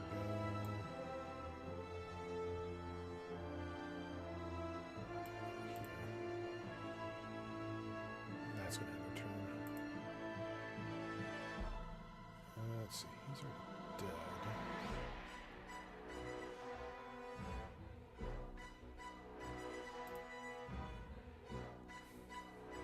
Let's see, I'm just going to put him as invisible right now, or not visible on here. So he's still on the map, but I can see him. You guys probably can't, though. Yeah, no, you can't. Alright. Just so it hopefully skips over him in the combat tracker. Rixori, it is your turn. So, you still guys getting pot shots at these guys hiding behind the bushes? Well, Rixori is going to use her action again to spare the dying on the guy who should be there. Yeah. Because she wants to bring them in alive because they're worth money. And, you know, the whole not sacrificing everything to dark demons. You know, it'd be really easy just to stab him, wouldn't it? 25, 30, and that ends her turn.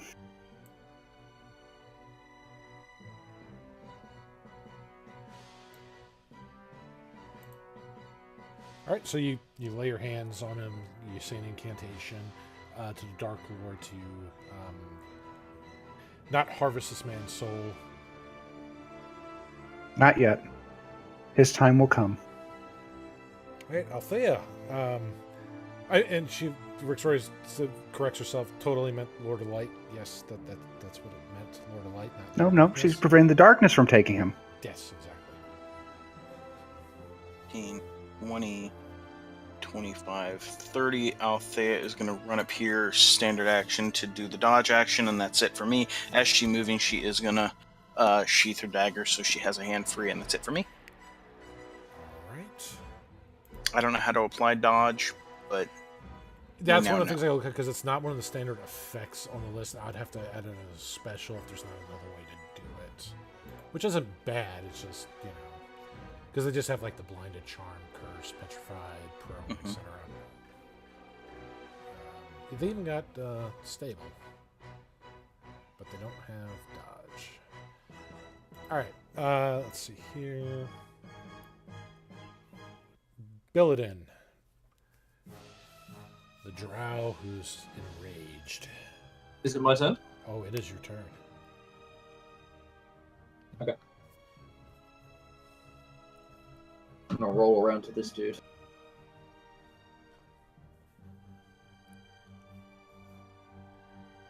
I'm gonna whack him.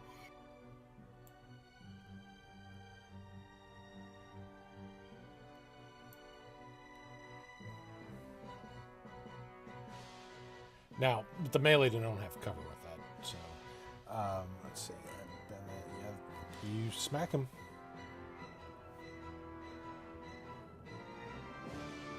When do I have to declare that I'm going to hit him with my offhand weapon? Do I do it now, or do I do it afterwards?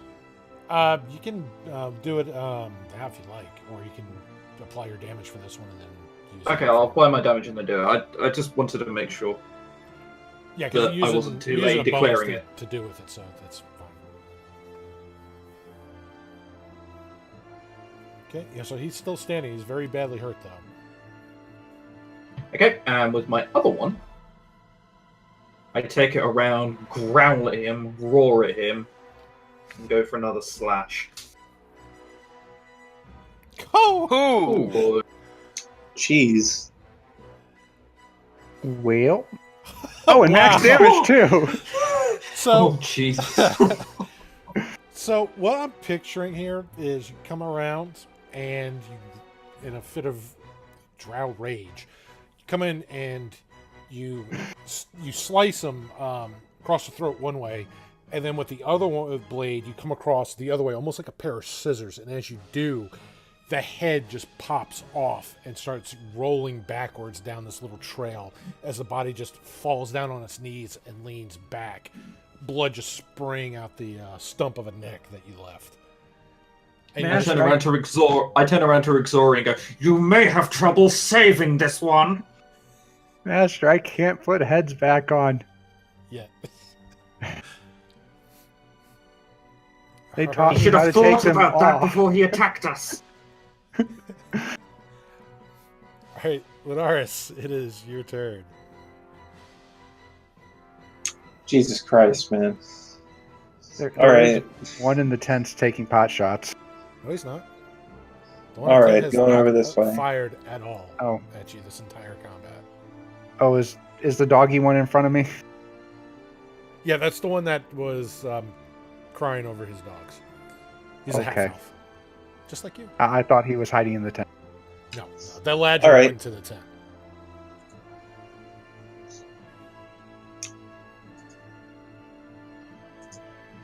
Taking a shot at Bandit 2.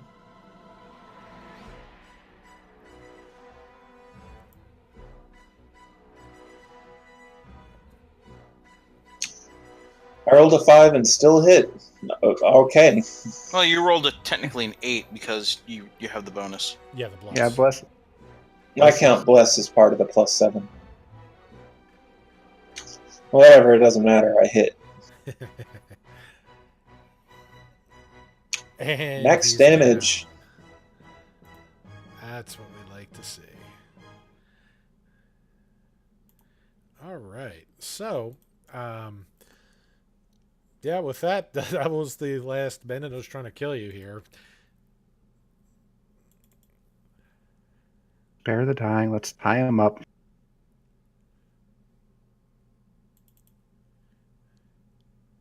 Lunaris is going to go check the tents for that guy.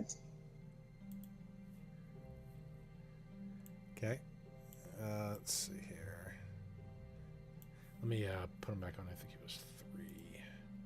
Yeah. I don't have the other tokens on here, but That they all perished other than the doggy. right.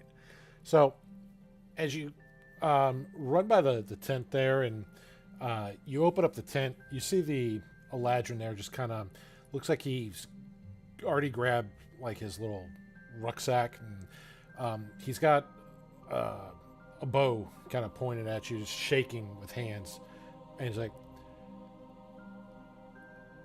I wanted no trouble.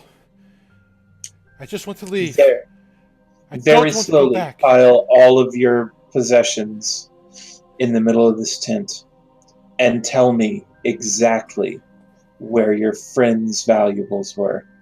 Then I'll think about letting you go. Hang on, I'm trying to roll. Intimidation.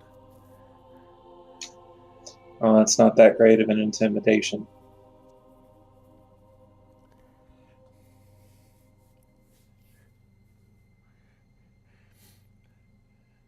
Okay, so let's see here.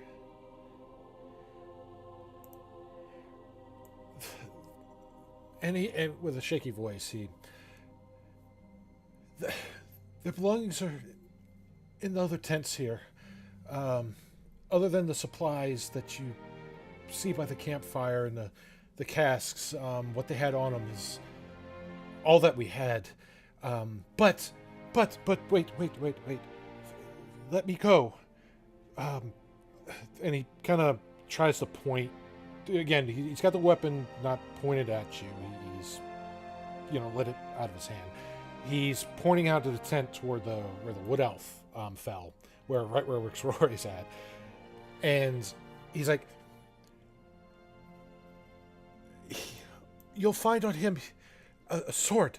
Penalis took my sword. It was given by my father. It has magic. You can have it. Just let me go. Hey, Rick, sorry. Check that tent right there for a magical sword. And he pulls out... Well, no, he's pointing to the body. Oh, well, whatever. Where Lunara's gestures to where he pointed. Look for a magic sword. And he pulls out his rapier, knocks the weapon out of the dude's hand, and says, and the Sky Stone. That's... we're not thieves, right? We're mercenaries. And Not now, Rick, sorry. I have to agree with Lunaris, I must Rick here. echo Rixori's thoughts. We are mercenaries, not thieves. They have the Sky Stone. But And we of don't have that, claim to we it. shall take them. We are not about to take their wallets and their personal belongings. Yet again, I reiterate, we are Yeah. mercenaries, not thieves. Well, no, they don't need their wallets or anything. But let's just remember that the dead don't need possessions. And I, give him a bit of an eyeball. As soon as he says that, Lunaris puts the rapier through the dude's throat. Oh, sake. shit. Rixori immediately runs up and casts Cure Wounds. The blade's still in the dude's throat. Lunaris, do you not understand what making threats are? You don't always have to go through with them. Just because I am insinuating he should be dead does not mean that he should no longer be able to breathe. I already threatened him with death, and what you said sounded like a command. He was a For all surrender intents and opponent. purposes, from now on, when I command something, I will say, I command it. Rixori, how dead is he out of 10? Is he insta-dead? Because otherwise Rixori's going to attempt to stabilize. Oh, God. I mean, she stuck a rapier. He stuck a fucking rapier through his throat. I imagine he's dead as shit. Well, it depends. Like, if you stab someone through the Magic. throat, tracheotomy, you could live I don't through know. it. It's up to Dave how he wants to do this. Roll your weapon damage twice, but for your rapier, the actual blade damage, and then add your damage bonus after.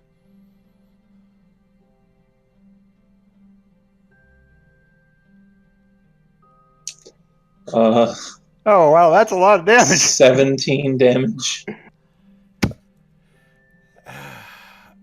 Okay. Yeah, he's pretty dead from that. You executed a prisoner who didn't even fight us. No, we can't hand him over for the money either. Regardless of the money, he was a surrendered enemy who wasn't even attacking us. When we're back and we're handing them in, we will tell the guards and government this position. We could not bring back everyone alive because there was an orc attack. Are we understood?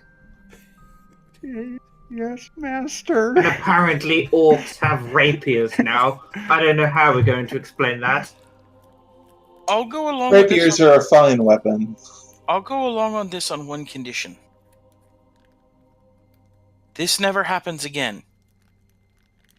Is that fair enough?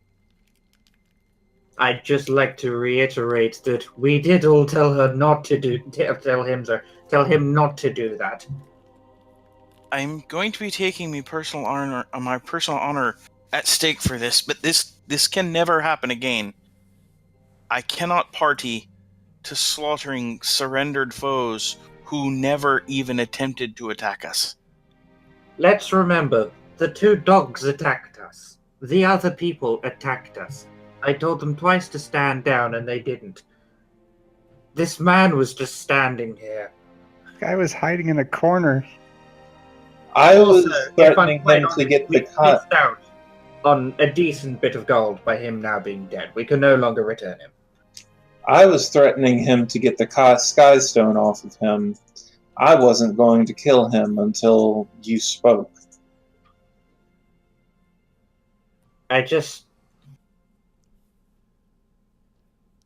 What a waste of life. You took a life for no reason. Maybe he didn't have a family and no one cares. Quite frankly, I don't particularly care about him. I'm more We upset know about he the had a goblins. family because of the sword. Which at this point I believe needs to be returned to his family. We don't have claim to it. We don't know who it is, and he even offered the sword As to us, much as so I appreciate it's our the sword. We are mercenaries, and the orcs killed him. We can leave the sword here. The guards are going to come here afterwards to clean the place, as it were. The sword will find its way back to the family. Dave, is there any way to try to identify this corpse? Roll investigation. I'm gonna guidance myself before I. Oh well, it doesn't matter because a 1d4 to a 5 isn't gonna. 7. I really wasn't gonna kill him until he said that, and then on top of that makes a gesture. He made a gesture towards Lunaris. I eyeballed him. I eyeballed the bandit. Althea has just As walked. you said, dead men don't need possessions, and Lunaris like, It's fine, a threat. whatever. So, Lunaris was already threatening We don't him. kill everyone we get a bit angry with. We'd be in so much more trouble as a group of mercenaries if we killed randoms all the time. Althea has actually made her way over to this box over here that they were using as chairs, and she's sitting down and she looks super upset. Like, she's legitimately crying. So Lunaris is looking around for the Sky Stone.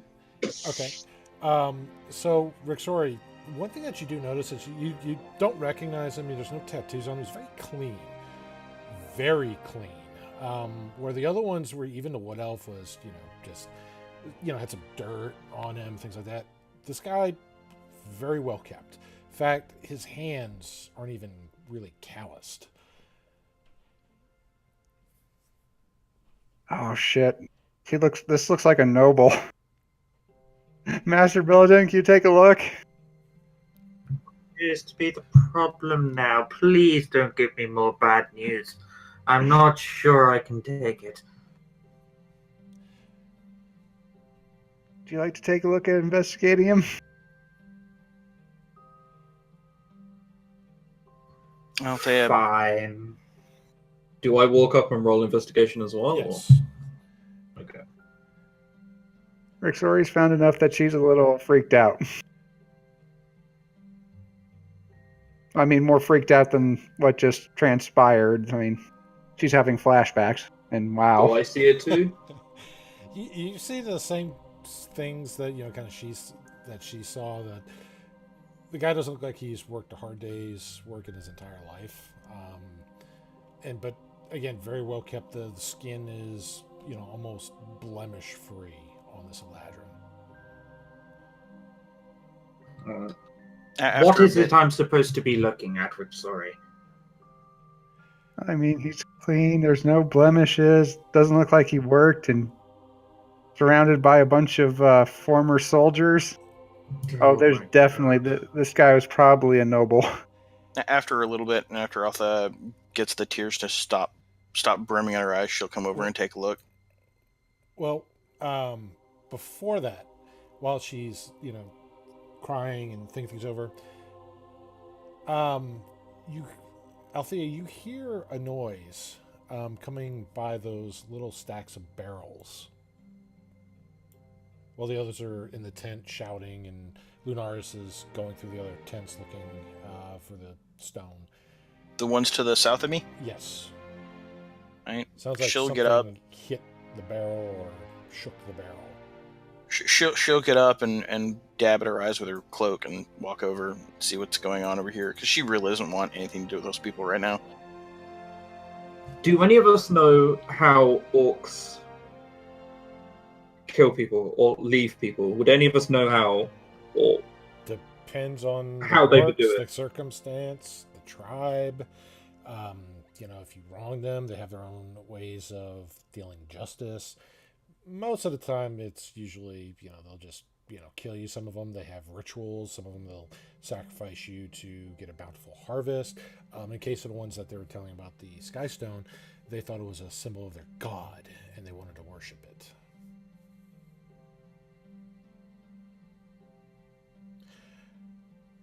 Who's the orc's god? Well, you don't know the tribal orcs that they're talking about.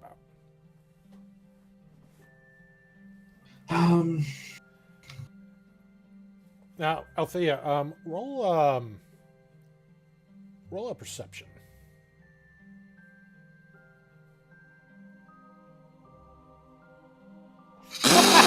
No. You definitely heard a noise over here, but you're not quite sure where it came from. She's just going to shrug. I mean, she's chalking it up to the fact she's upset as hell. Before she's going to walk over and check out the body with the rest of them, given the fact that she doesn't see anything over here. And she's obviously disturbed, like very upset. Okay.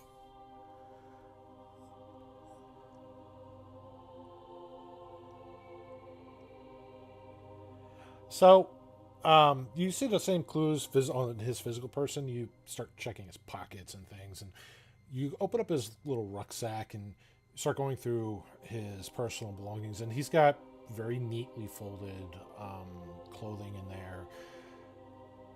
You do see some things in here.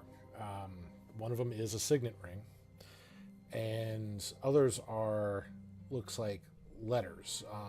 Letters for his departure to the military that looks like his father sent him to. Oh Lord, what's the name? Well, the boy's name is Jacquard Relian. His father, Lord Relian, is a Syngorn noble. We have a problem.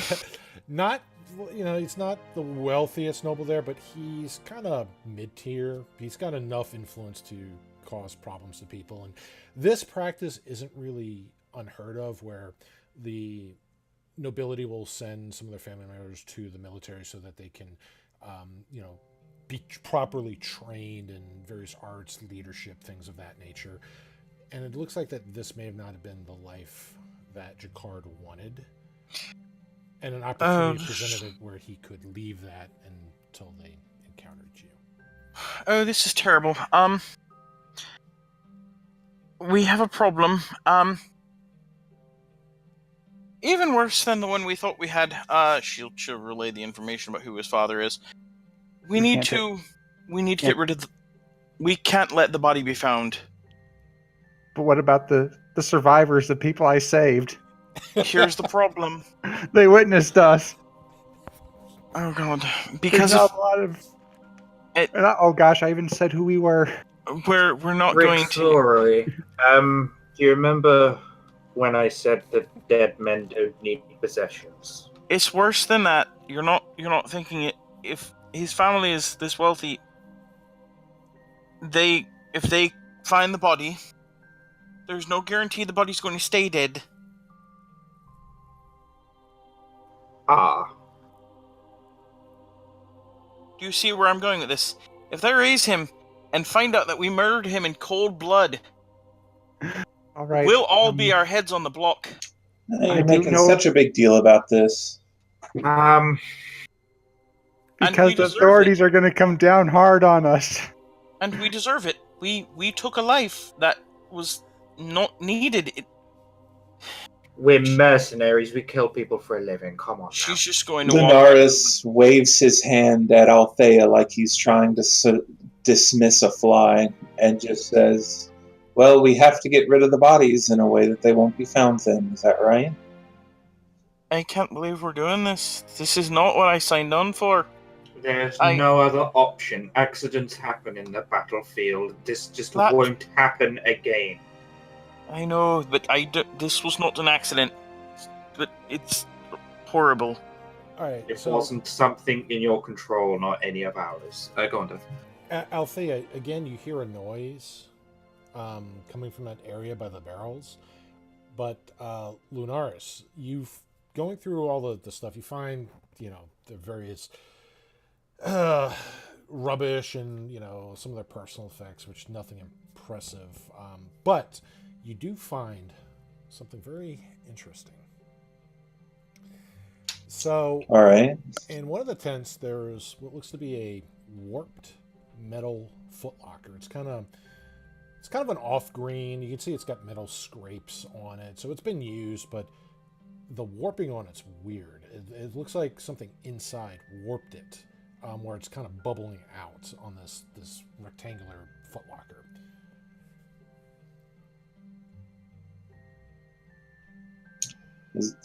I try and open it. All right. Well, it does have a little latch lock on it, but there's no padlock on it. You're able to flip it open. When you do so, I need you to make a Constitution saving throw. DC. Oh boy. 15.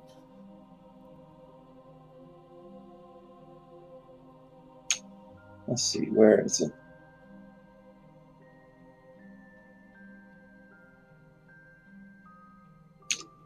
Well, that's about right. All right. And Yeah, that it probably doesn't matter, but bless is down by this point. It doesn't. Let's see here. Okay, and this would actually. So you take 11 points of poison damage.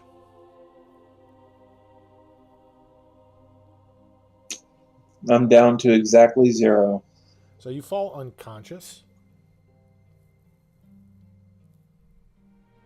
Now, some of you that are outside Althea, when you heard that noise by the barrels, you start to see this green smoke come up from one of the tents, the one that Lunaris was in, and you hear a loud thud.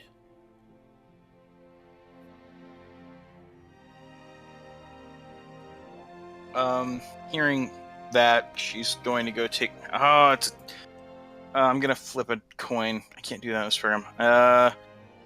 Evens, she's gonna go check on the thud, even though she doesn't like that person right now. Odds, she's gonna go check on the barrels. Barrels, it is. Okay. Right. Rick Story goes to figure out what the thud is. Okay, so Rick, sorry, you see all this green smoke come out from the tent, just billowing out. After a few moments, it dies down, but as you get by the tent, you hear a familiar noise. You hear the rapid heartbeat.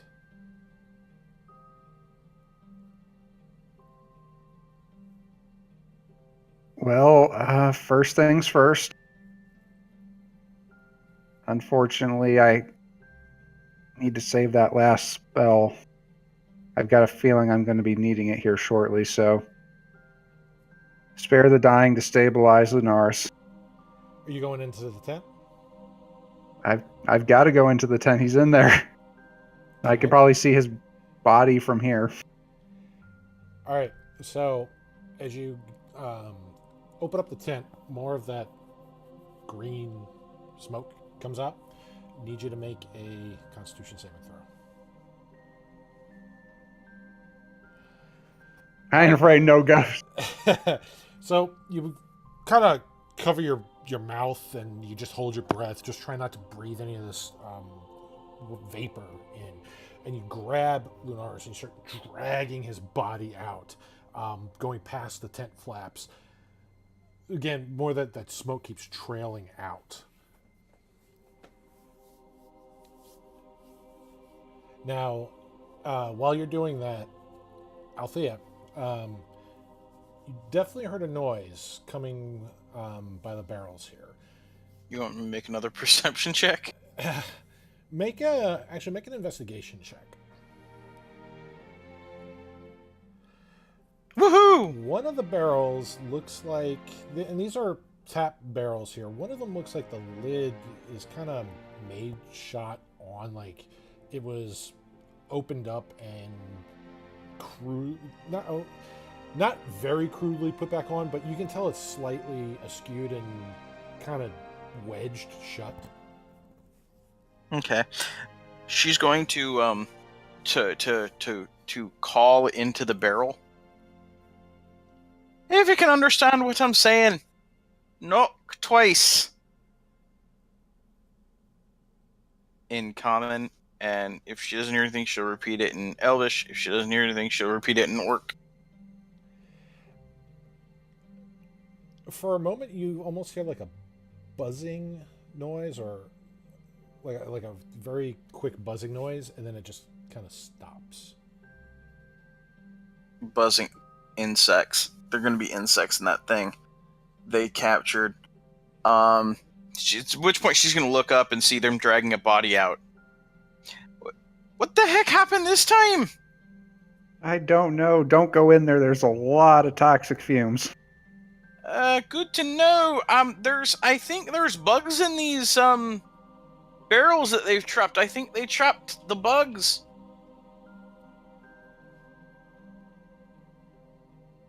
Well, let's not open them then, and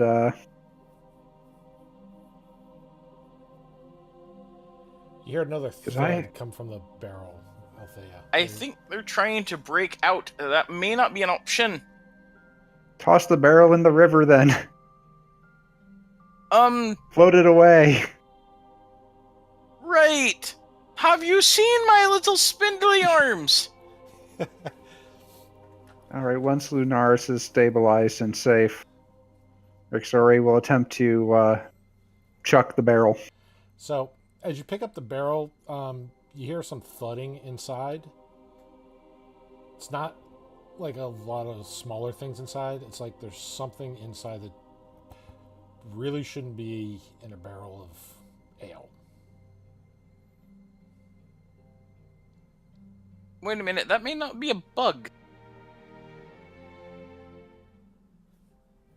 All right, you stand on the other side of it. I'll stand on this side, and we'll pry it open with my glaive. And I'll have me whip ready. Master, can you take care of figuring out how we're going to get into that tent and Lunaris? Lunaris is out of the tent now, right? Yes. Yes. The tent's still I'm got just gonna green fumes on it, though. I'll drag him towards the center. And anybody who goes by the tent can hear that rapid heartbeat.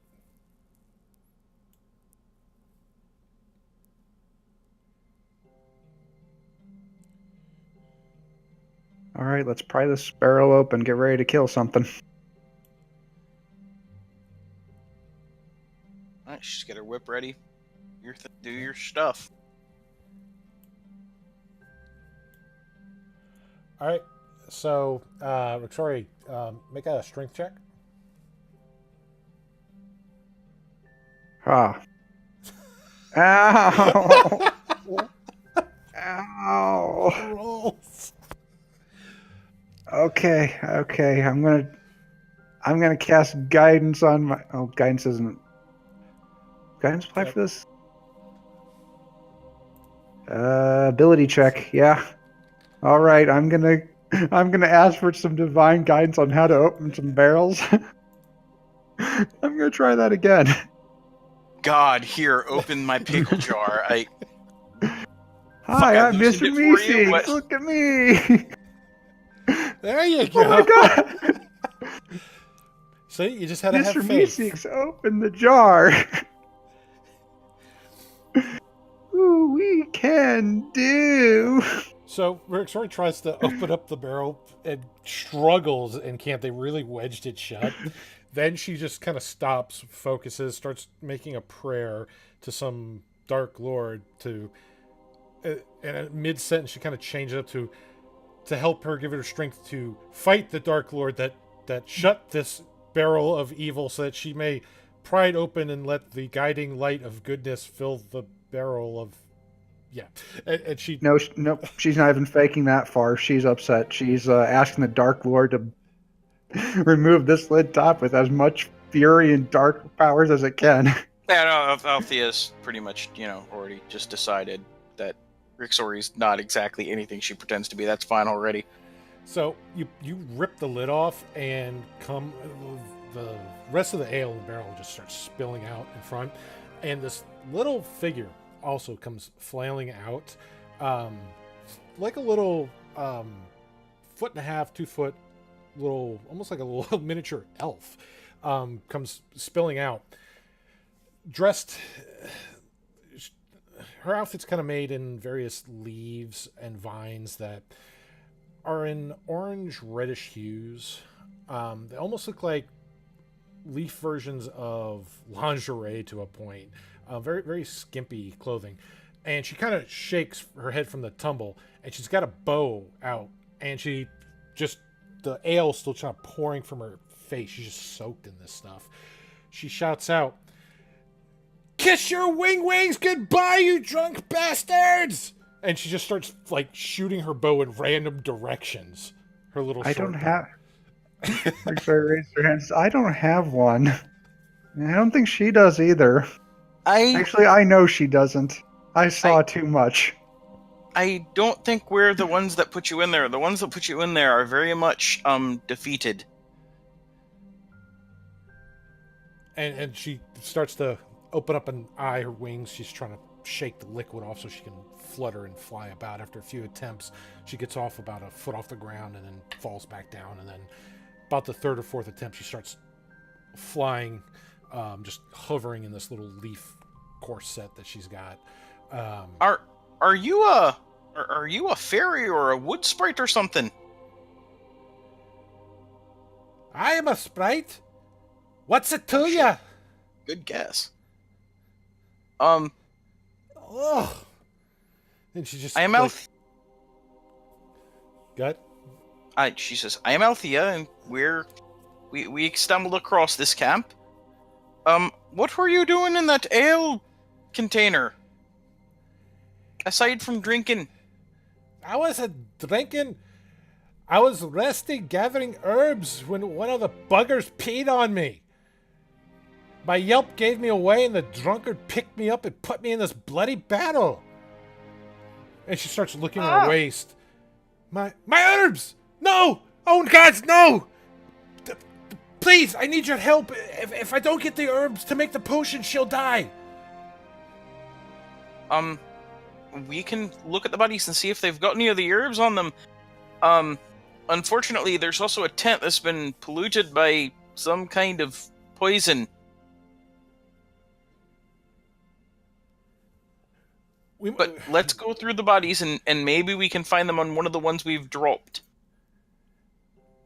And she's just like, she's in panic mode. You can see that this is something that's really kind of bothering her. And she's like fluttering from body to body, just like going through pockets, everything. And Althea will help her as best she can.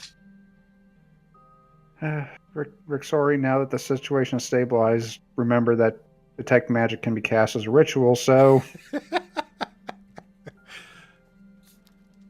All right. That's 7 HP back to Lunars. Wait, I thought you cast Detect Magic? No, I cast Cure Wounds because I can cast Detect Magic as a ritual. So he doesn't have it as a Okay. spell slot. So 8 HP? Yep. So 7 HP. 7 HP. So Lars, you start to Okay. wake up and you see Rixori over you. Her hands fading away from a glowing white light. You feel kind of sick to your stomach, almost like a past nausea. And the last thing you remember was opening the footlocker before this plume of smoke just hit you in your face. And that was the last thing that you remembered. Lunars raises a finger and says, I think I found the Sky Stone. Don't tell me in there. Think so.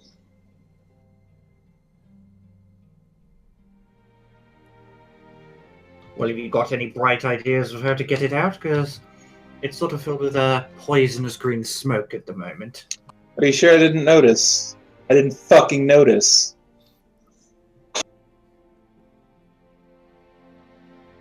Well, I'm glad that you didn't notice and I had to point it out for you. Now, case on hand. Do you know how to get rid of it? Have you any ideas? Well, I have an idea. You're big and tough, Master, and I've got some stuff to help you with the requirement of running in there and grabbing it.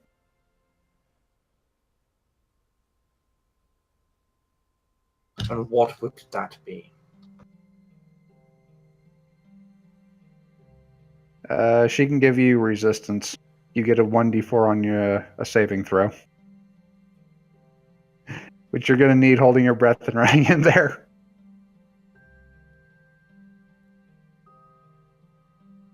And we also are trying to find some herbs for... Could you not ask the sprite to clear it? She's kind of distracted at the moment. Tell her there are herbs in there. I guess I could try it again. Miss Sprite? Do you know how to make the wind go away? Or make some wind and smoke? There might be herbs in there. Might be, don't go in. Hypothetically. No, she doesn't have magic that'll make the winds go away. Nope, looks like you're going to have to charge in there, Master. She can hide, but that's about it. Is this really what we're resorting to? Good luck. I believe in you. It's either that or I go back inside. You have something to come. I'm pretty sure as a barbarian. Mine's 14. But plus 4 to saves, fortunately. What's yours? My bonus to con is a +4. Well, you two Who's can... feeling brave enough? I'll take another shot at it if Rixori gives me resistance. You've got resistance. Alright, I'll go in and try and grab the whatever. And we'll have Billidan ready to charge in and get you, and then I'll go in and get you, and then Althea will probably leave us all in there to die. We know what That's- we're looking for, right? We know what a sky rock is. Well, he opened up the footlocker, and that's when everything, all the green smoke started coming out. Actually, I have an idea. Can you put like an arrow slit through the top of that tent? Maybe we can bleed it out that way. Sure. You I don't fire think a it'll couple just of empty arrows. onto us that way, though? Well, I mean, at some point, is it coming outside the tent, like in waves, like a never-ending wave? The tent's filling up with it. It doesn't look like it's stopping anytime soon. Okay, then ignore that idea. Someone's going to have to run in there fast. I'll run in there fast and try and close the locker again. Okay. All right. Roll your Constitution saving throw, and you have the Althea, resistance on it. do you have any magic spells that would help here? Nothing I have that would help. Not in this situation. All right. I'm a drow elf barbarian. There's nothing I have here. So Lunaris just, I'm gonna step away for a minute. it takes a few deep breaths and runs into the tent. And as you run in there, your eyes start kind of burning just from being in proximity of the smoke hitting your skin. You feel it trying to permeate through your pores.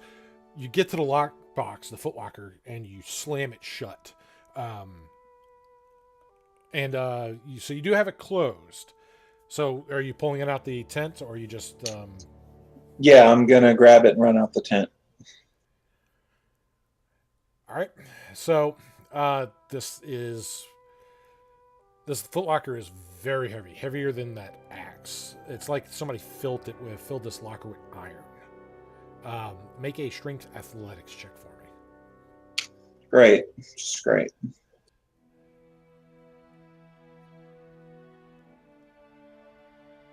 But as you close the locker, you don't hear the heart beating. All right, so you managed to pick up the locker, and you leave in the tent. As you open up the tent, more of the green smoke comes billowing out, being picked up in the wind as it goes up higher above the trees. And you see Lunaris carrying this very swollen, warped green footlocker.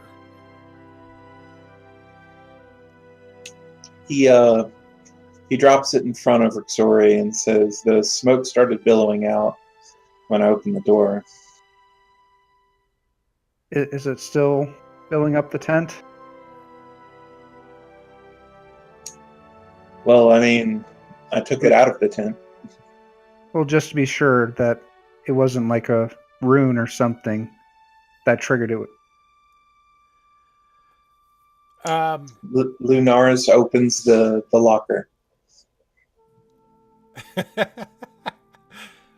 Okay. You know I have no cures left, right? You wanted to know if it's still billowing out? No, in the tent. Well, this was the source of the poison. The only way I could check if it was still putting out would be to open it.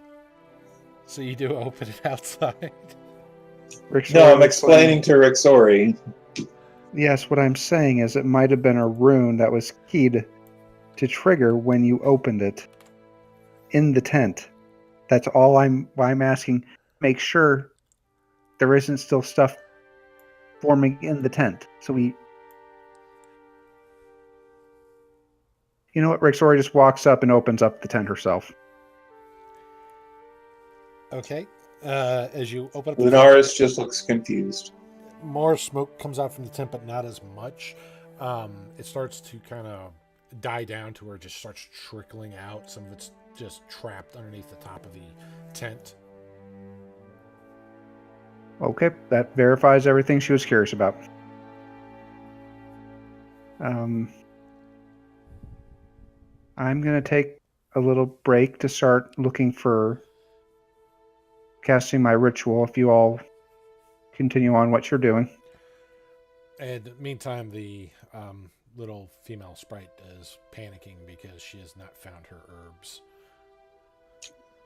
Lunaris starts looting bodies and finding supplies. All right, so let's see here. Let me get your parcels here.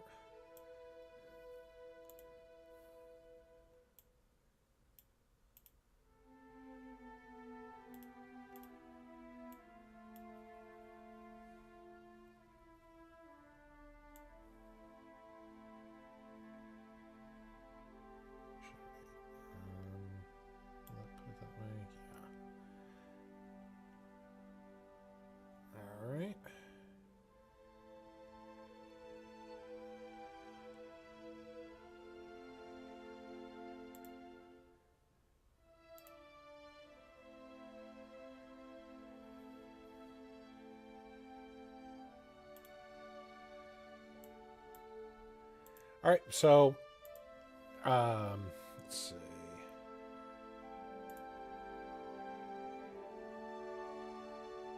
Yeah, okay, good. It added the gold. Silver. All right, so going through the rest of their belongings there, you find a total about 33 silver on here. You do have the quote unquote what you think is the skyrock there, as well as that very pristine longsword that the young Eladrin, pointed out to you before he was stabbed in the throat. Yeah, he was very helpful. I appreciate it.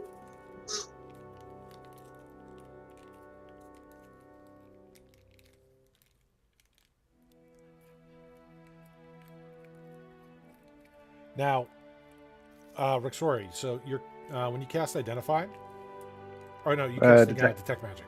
So the sword definitely identifies as magical. The lockbox, or at least rather the contents of it, are identifying with magical ores as well.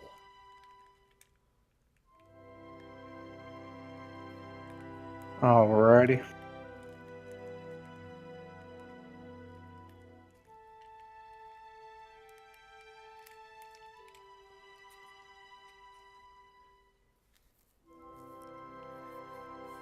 Well, we need to figure out what we're going to do now about the...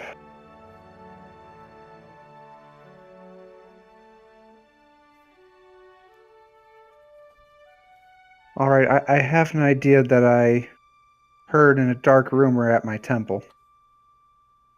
What we can do is we can make this look like a cultist summoning ritual. Well, not a summoning, but like a sacrificial ritual.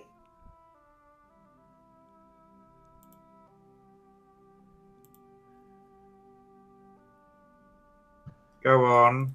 Everybody's just listening to the Rixori going about framing it to look like a cultist ritual. I don't know a lot of how it would be, but we can at least fake some sigils, scatter a couple bits of blood here, and I guess we could put it over here to make it proper. And then at least it'll throw them off any trails of our involvement.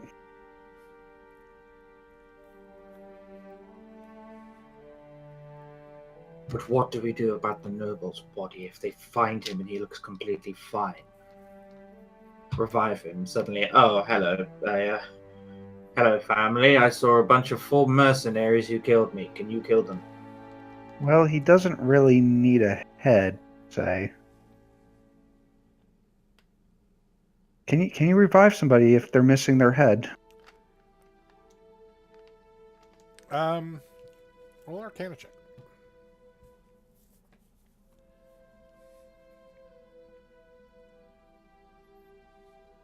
I don't really know. Can I roll an Arcana check to see? Anybody can if they want to try to see if they may have heard of such a thing. Okay. I'm back. They trained me in the how to fight and I'm the stuff. smartest. I totally know all about Arcana stuff. It didn't roll. What did I walk into? They're trying to. I totally know everything. It's best you don't know. They're It's talking about just cutting off the fine. head of the noble and making the area look like a ritual gone wrong.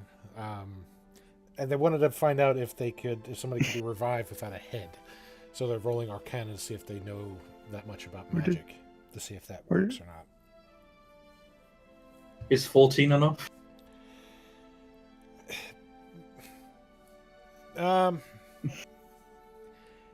You're not sure.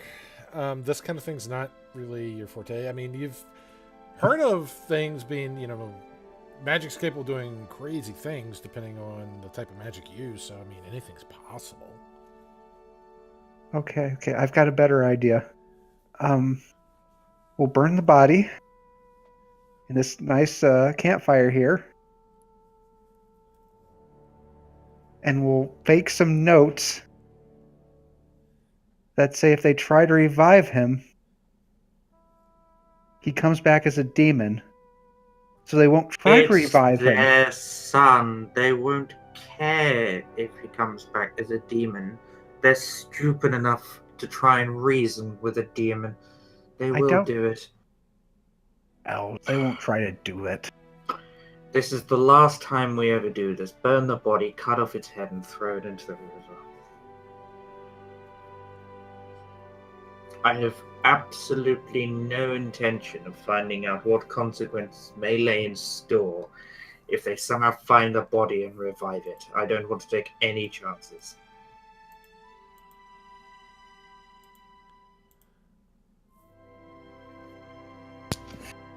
Have I managed to help the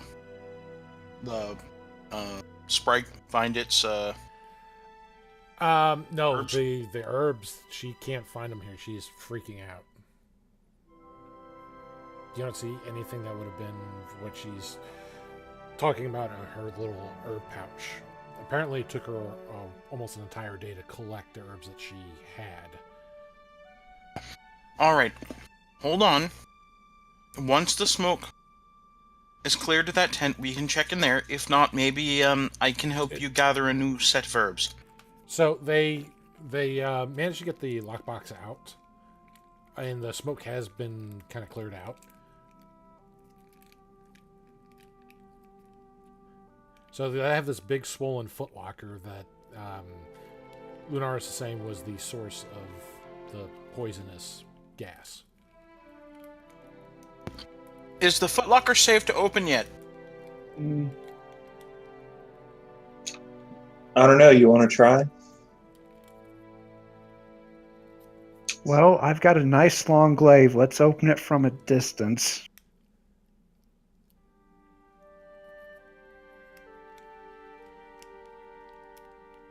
That seems reasonable.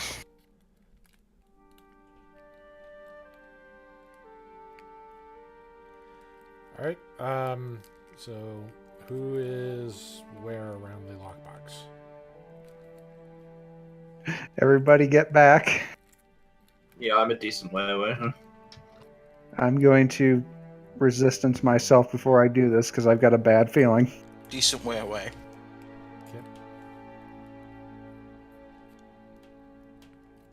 Everybody with that at least 30 feet away.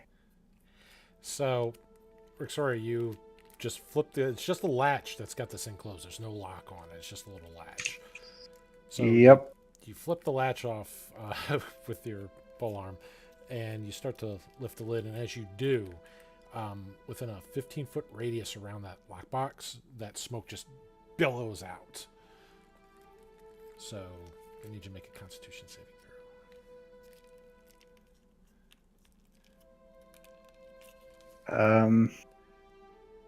5. Ooh. 13 points of poison damage. Rixori's down and dying.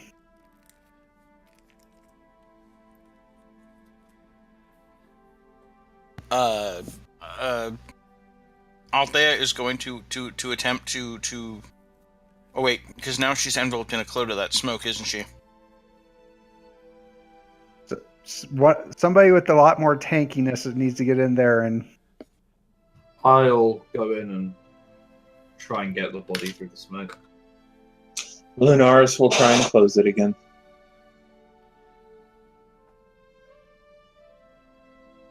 So I'll just try and drag her away. Do I have to roll a Constitution Yes. saving throw? As well as Lunaris.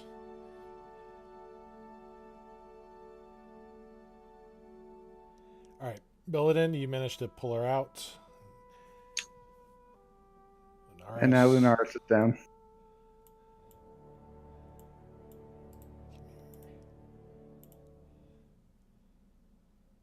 With 9 points of poison damage.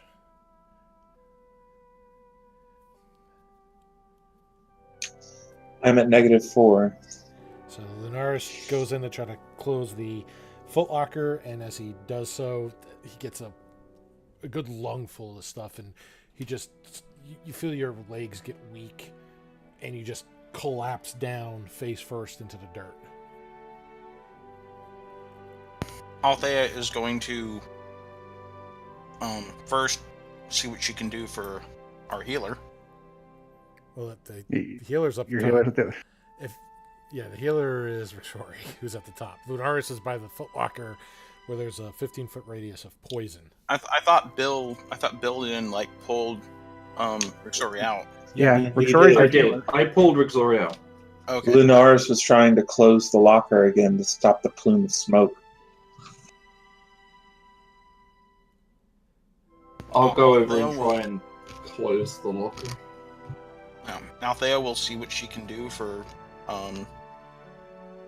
Rixori. So I've gone into the poisonous smoke and I've gone back out. Now that I'm in again, I have to roll another Constitution saving throw, right? Yes. Okay.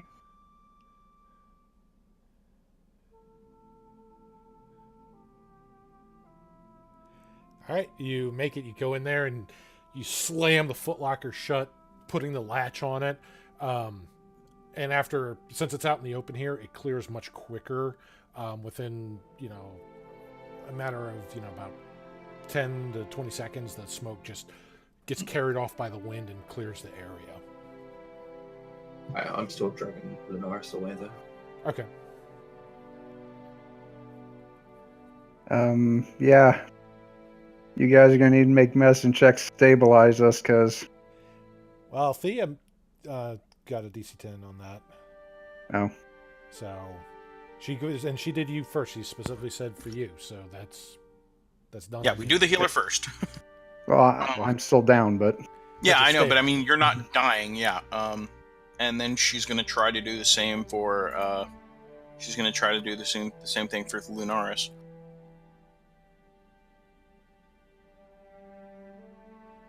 Come on, don't screw me dice rolls.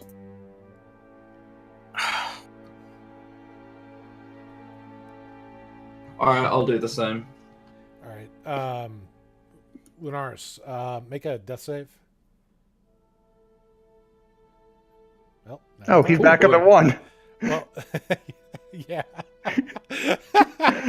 So The resplendent Lunaris. So, Althea tries to apply the medicines and is having trouble with that. And as she kind of spills some of the little herbs and the bandages and stuff, Lunaris kind of just eyes blink, they flutter open, and just kind of sits up. Althea, knows she didn't quite do it well, but she could take the credit for it anyway. Nah, she's not gonna say anything. She's gonna look over to the sprite. I don't think your herbs are in there. Apparently not. But, oh dear. Oh, she's gonna die.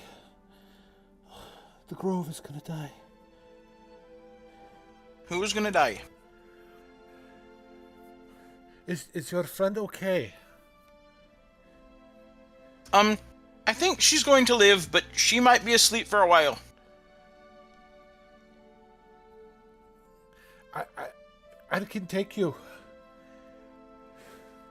And she's just kind of, you see she's just in shock right now. She's trying to grasp what's going on here. And you see the pain on her face with it. It looks like somebody kind of close to her is in grave peril.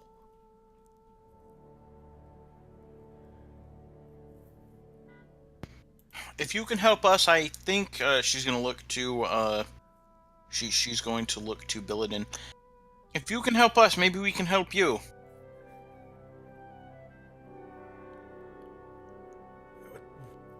What do you need?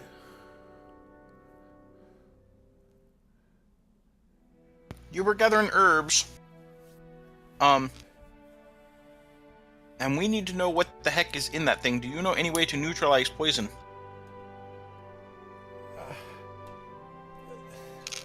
She kind of thinks, like trying to clear her head for a moment. There may be herbs in the forest that we can find, but My sassel's gone. We need to get the herbs fresh. I can help your friend there, but can you carry her? I can bring you where we may be able to help her, but I can try. all right. So she starts kind of fluttering, flying up, and she points her finger and just she's trying to lead you to a special place. Is it towards the crash site? No, it's not toward the Mire Scar. Lunaris will protest. Okay. Althea is ignoring Lunaris' protest and trying to get Rixori up and standing. Well, what exactly is Lunaris protesting? What is he? He wants to go back to the Mire Scar? Well, first we need to find a suitable place to rest up because we're wounded. Second, we were on our way to do something when we were rudely interrupted. And the sprite's taking us a place where we can help our friend. Althea, I will carry Rixori. I just need to do something very, very unpleasant first, okay? Just look away if necessary. All right, she's going to look away. I'm going to walk up to Noble, I'm going to cut off his head and throw it into the river. Oh, for a moment there, I thought Rixori was getting violated. Right, and then I'm going to pick up That's his body. Tuesday night. That's Tuesday night. What the hell is up with this chat? Then I'm going to pick up his body and throw it in afterwards. Are you? You can do a history on the chat. You may be accidentally hitting the history repeat. There is a keyboard shortcut for that. Don't know if it's control. Well, the repeats were not intended. Okay, well that's fine. But I mean, yeah. I figured you didn't strap 3 different magical swords on, but It'd be nice if I could. yeah, I mean, then our money problem would be solved. I know someone here uses a long sword, I think. So, Lunaris takes Maybe. the magical blade and straps it to him while Billidan starts doing the decapitation and tossing the head into the nearest body of water. I also do it with the corpse. Okay. So Actually, where does the river lead? Do we know? there is Downstream. a map. Map should still be up here. Oh wait, I have it on the player map, I think. Yeah, so it leads out to what's called the Feshun Narrows, which opens up into a larger body of water. So it's basically flowing towards the west because the water is coming from the Tormor Falls, which is to your kind of northeast. So the river's flowing westward out into a... Basically, is it hitting like civilization or is it just going to an ocean? There is a major military keep along the way. The shifting keep. Of course. I can't wait to fail the roll when the body comes around there. Alright, I'll throw in the head. Okay. That is a long way away, so there's no telling, the body could be torn apart. Oh yeah, but I know what you're like. In 3 months, suddenly we'll have a Well, at the very least, you very angry noble family looking for someone who stabbed us. Okay, now if I they take can't offense to resurrect that him- because, that's not my style. My style would be more of, a revenant comes after you from the sky. That's more my style. Oh Yeah, yeah, the you're other right. thing- Sorry, that's much better. the other thing also, though, I take offense to that. I'm more evil and hellbent. Go ahead. the bonus of this fact, at least though, because you cut the head off, It will probably obscure the tiny stab wound to the throat. Fair. Yeah, but we're sort of not worrying about that. We're sort of worrying about if he gets up again. Oh, I think we've already screwed the pooch on this one. Okay. Before I throw his body in, I'm gonna. Oh boy! I'm gonna stab his lungs. Okay. Just Maybe desecrate they- it. Just next shit down his throat hole. That's Well, we can always cut it into chunks and let the forest animals take care of it. I mean, there is forest, like I said, if it even Seems- makes it that far, there's plenty of wildlife that, could be munching on it, so. Is that fire in the middle? Is that going off? Is that currently burning? No. No, the fire is not Oh, it's- currently burning, but you can light. There is wood still that you can light.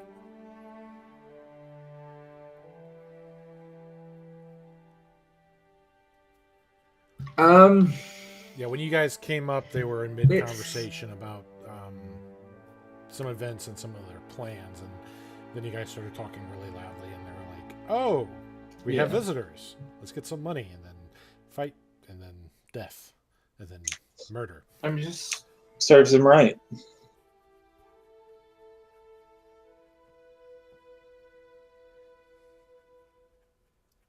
My problem is, I've already thrown the head and the corpse into the water, and there was a solid minute or two of pause between me throwing both in. So maybe they don't see the head and they only get the body, but maybe they miss the body. If they see like 5 people all flowing down river, like someone's going to notice that. That's going to be all blocked up. That's 5 going at once. That's you blame it on undead beavers? It's an undead beaver dam. That's totally That's genius. that'll totally work. No, not suspicious at all. Totally. Haven't you ever heard of undead beaver dams? Okay, I don't think any care of if us have people high- find. I don't care if people find these bodies. Anything could have happened to them. They were rebels. I just don't. I really don't want anyone to find the noble body. What I'm going to do Any of us have is- the skills to pull that shit off. wait 5 minutes and then throw the rest of the bodies in. Okay. I don't care if anyone finds these. All right, so you chuck the rest of the bodies in after waiting, and some of them float downstream. Others kind of bob and sink as they bounce and hit some of the rocks of the fast-flowing waters. Rixori tried so hard to have survivors. And now they all Remember, floated guys, away. Just for the sake of telling a white lie, if Rixoria wakes up and asks what happens, the poison not only got to her, but it got to the rest of them, killed them, okay? This is a lot of lies, Jesus Christ. This is a Don't Rex let Rory Rick- special. Don't let Rixori's efforts in trying not to let them all die of a coin be in vain. Okay, where are we going? We need to find your herbs, do we not, Sprite? Yeah, as she kind of shakes her head, and we need to heal your friend. Come, we'll bring you to the grove. Can I get a name from you before I go with you? Vivi Pepperflame.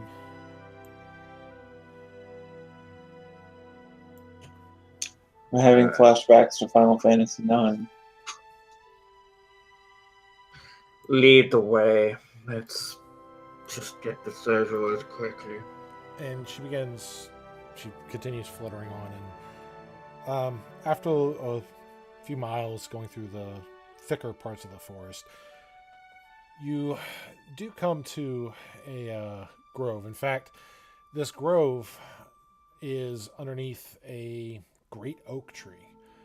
In fact, the oak here is so large that when you look up at it, it requires you to actually strain your neck to just see the apex. The broad leaves of the tree, you can see here, some of them have fallen to the earth, which again is not normal for this forest. Each of the broad leaves, roughly about the size of your hand. They are still green. They're not the dying colors that were around the impact area back at the Mire Scar, but these are kind of speckled with brown dots. But that's not what really stands out here, as sprouting from the trunk of the tree appears a statuesque female creature. Her elegant face is poxed with similar brown markings as the leaves.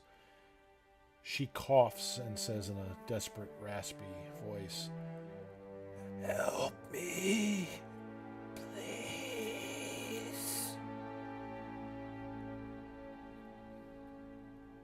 I've had enough weird shit, and I've just spent the last 15 minutes trying to avoid weird shit. Please tell me you know what's happening here. So, Vivi, she starts just breaking out in tears as something has infected the grove and the Dryad's tree. I was looking for herbs that could cure her, but those were taken from me when I was taken by those blasted drunkards. But we need to see to your friend. And she just kind of looks over at the Dryad, who's just visibly in pain, still into the great oak. And Vivi goes skittering around the grove here, picking up various flowers and roots. She spends a good 20 minutes picking up various things. And she brings them all to the center here, and she takes a little sprite-sized mortar and pestle and starts working them into a fine Your friend powder. here, the Dryad, she got sick when the thing fell from the sky, didn't it? Didn't she?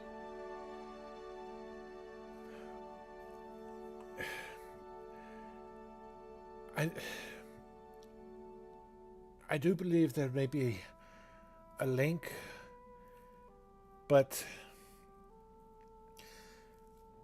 I'm not sure if it was from the sky.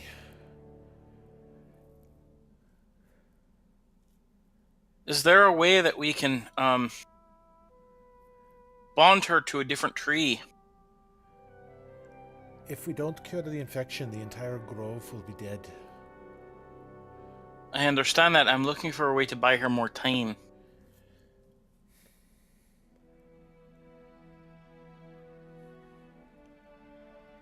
Let's see.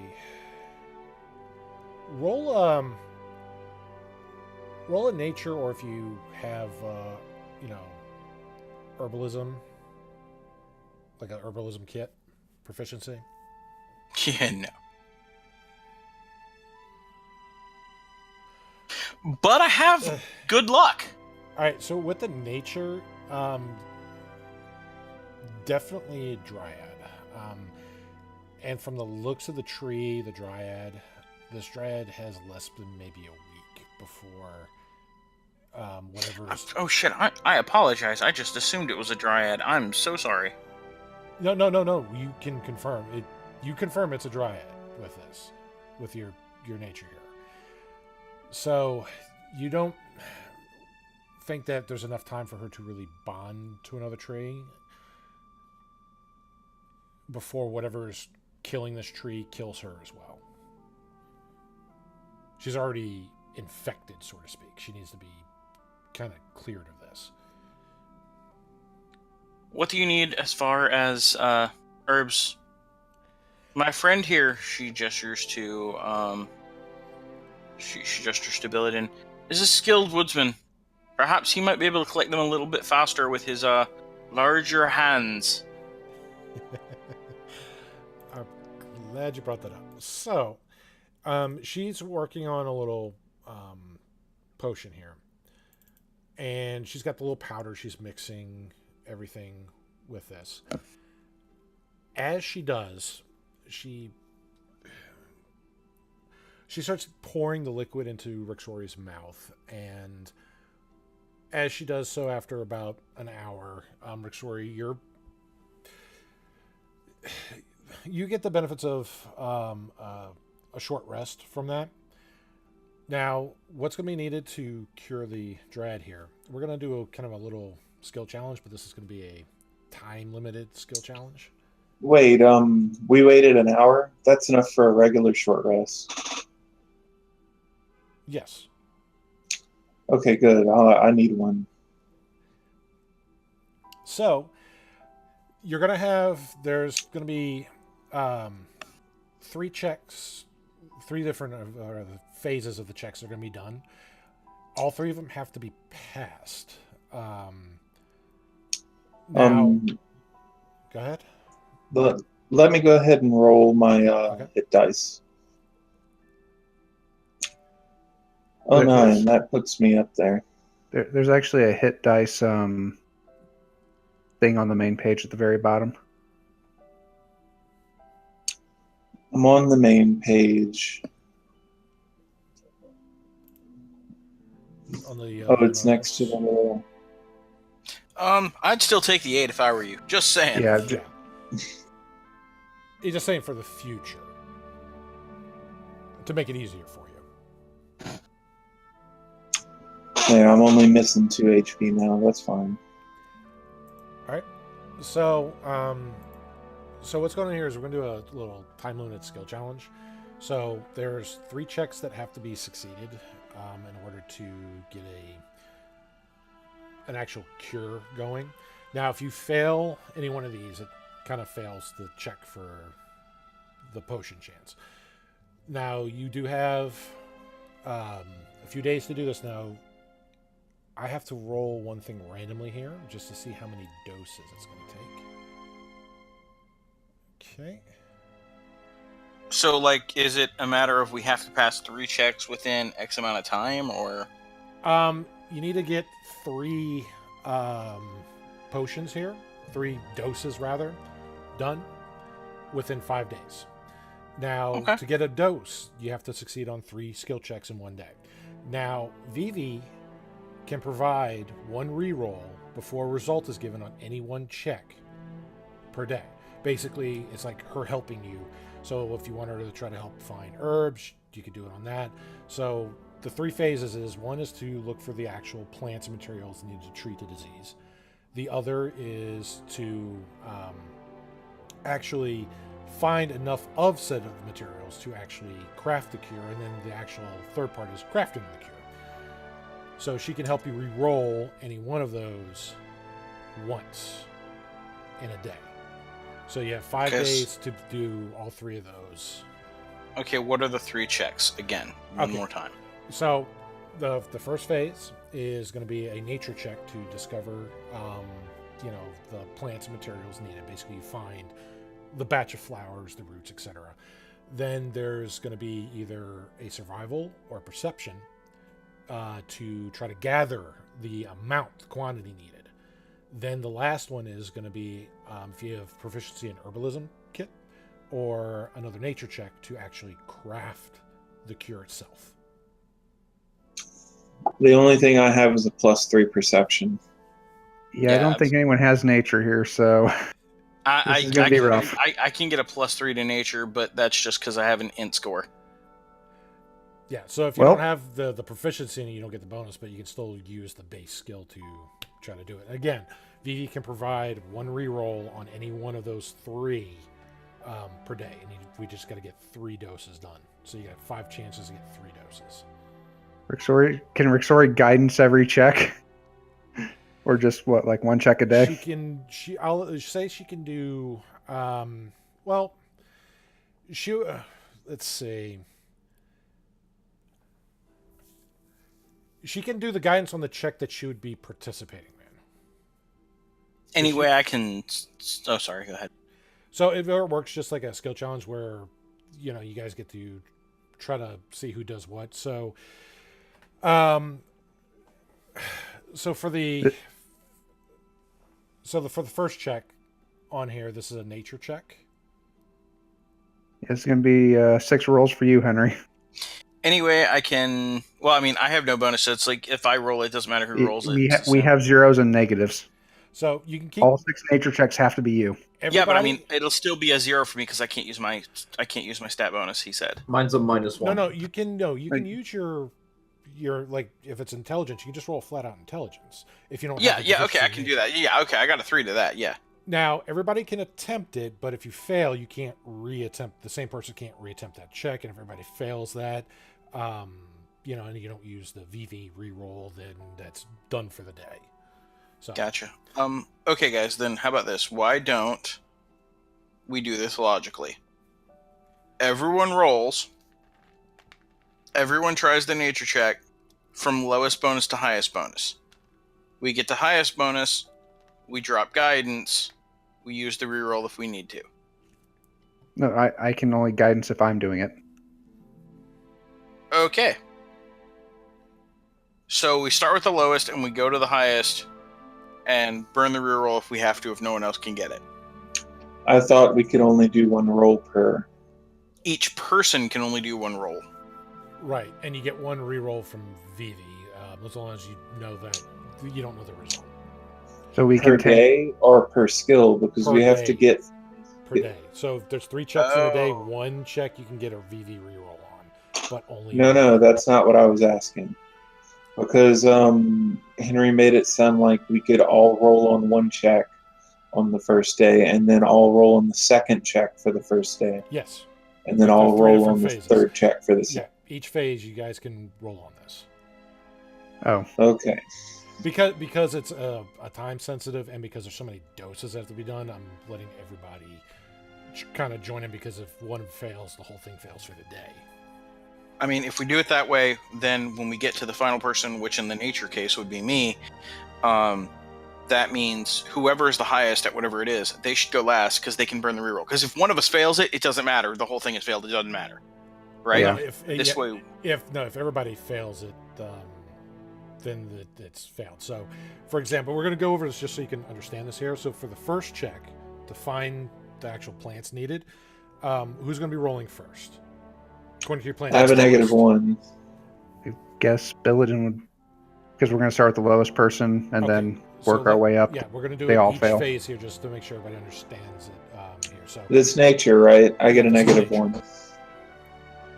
Yeah, it'd be So I roll Lunar nature, though, yeah. Mm-hmm.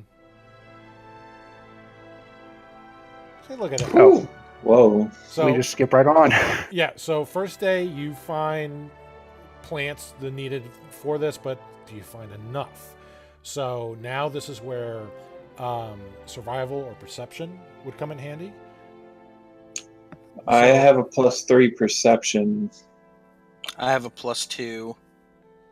Rick Story has a +4 +1d4. She'll be the last one on this roll. All right, I'll go first then, since I have the lowest bonus. Okay. So that is enough to find enough materials to start brewing the cure. So now it's going to be, since nobody seems to have the herbalism here, the herbalism kit proficiency, another nature check to actually craft a potion. -1 again. So Lunaris or Billiton can take the first shot, and then the other one will take the second if it gets to that. Oh my Jesus Christ, Billiton. What a meme. Belladin just like, hell yeah. So Belladin, yeah, you guys successfully craft 1 dose. There's going to be 3 in total that are needed. So this is, you managed to give the dose to the Dryad, and you're letting it course through her as the day goes by. Now you guys do get a long rest. You are safe in this grove here. It is protected by the Fey magic. However, if the grove dies, that magic dies with it, so it will no longer be a safe haven. I do kind of like the idea of Lunaris just sitting in the background, playing his viol and singing passive-aggressive songs about not wanting to be here helping. All right. So does everybody understand kind of how that works Mhm. in terms of the checks here?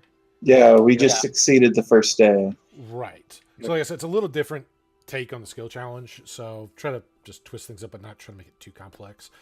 So again, just going to the next day here. We start off gathering, looking for the plants and roots needed to craft a cure. So nature checks.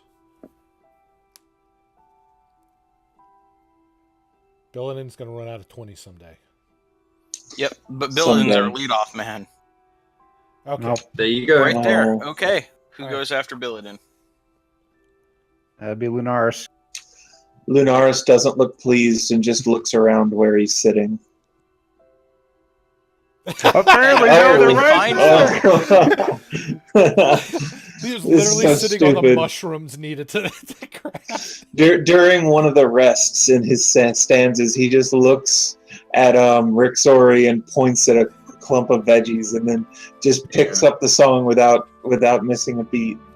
Billadin was looking around for 2 hours, couldn't find anything. Lunaris' turn, he just points to some cluster he's seen. Oh, there it is. All right, now we go He doesn't with even know if they're the right plants. He just doesn't want to get up. So they are indeed the right Perception ones. So survival or perception. All right, perception lead off. Holy I Mother of think God! You find all of them. Jesus. You find all the mushrooms. So you take these, gather them back to the little glade, and now it's time to craft that cure. So nature check, since somebody has the herbalism kit.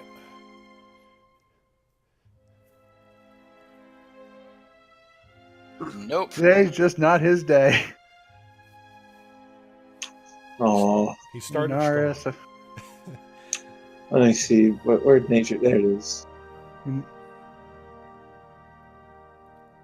Nope. Lunaris actually just knocks over one of the things and just shrugs like he tried. I have to. Oh, let me do it. There you All right. Okay. With the guidance. All right. So, yeah, Rixor says, "Let me show you how it's done." And I know shrooms, and she starts. I know shrooms. Come on, this isn't the first potion I've made in a while. Too bad I can't use Arcana for this. So that's two. That's All right. two doses That's we two have. successful doses, and the third day here, going strong with this. Do we know how many doses we need? 3. Or? I rolled it randomly. Okay, I didn't know. I didn't remember if you told us or not. All right, you find materials, ability, Games. and now let's see if you find enough. Survival or perception. Where were all these rolls? dice rolls? I know. Where's the shit in combat? What the hell? And all right, to craft a cure, do another nature check. All right, Billadin, don't fuck up.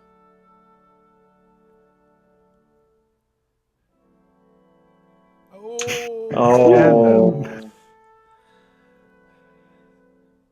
He Next. gets mad at you and throws the vial in your Burn face. the soup. And he throws You know it what? back. You know what? I'm Once half tempted to again- say we should burn our reroll here. I'm really just because I don't want. I think Well- Billadin should see this through. What say the rest of you? No, don't waste the reroll. Okay. Oh, Sorry, no. Uh-oh.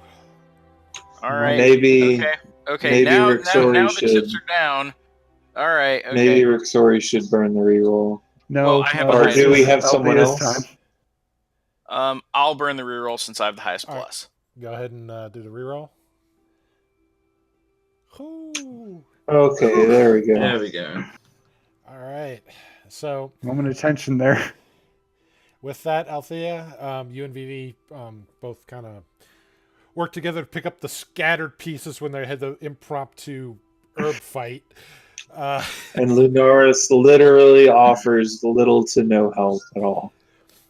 And you manage to get enough of it to craft another dose, and you give the dose, pouring it into the dryad's mouth as she takes the potion, and she just kind of closes her eyes and just kind of hangs limply in the tree, just letting the effects of the potion wash over her.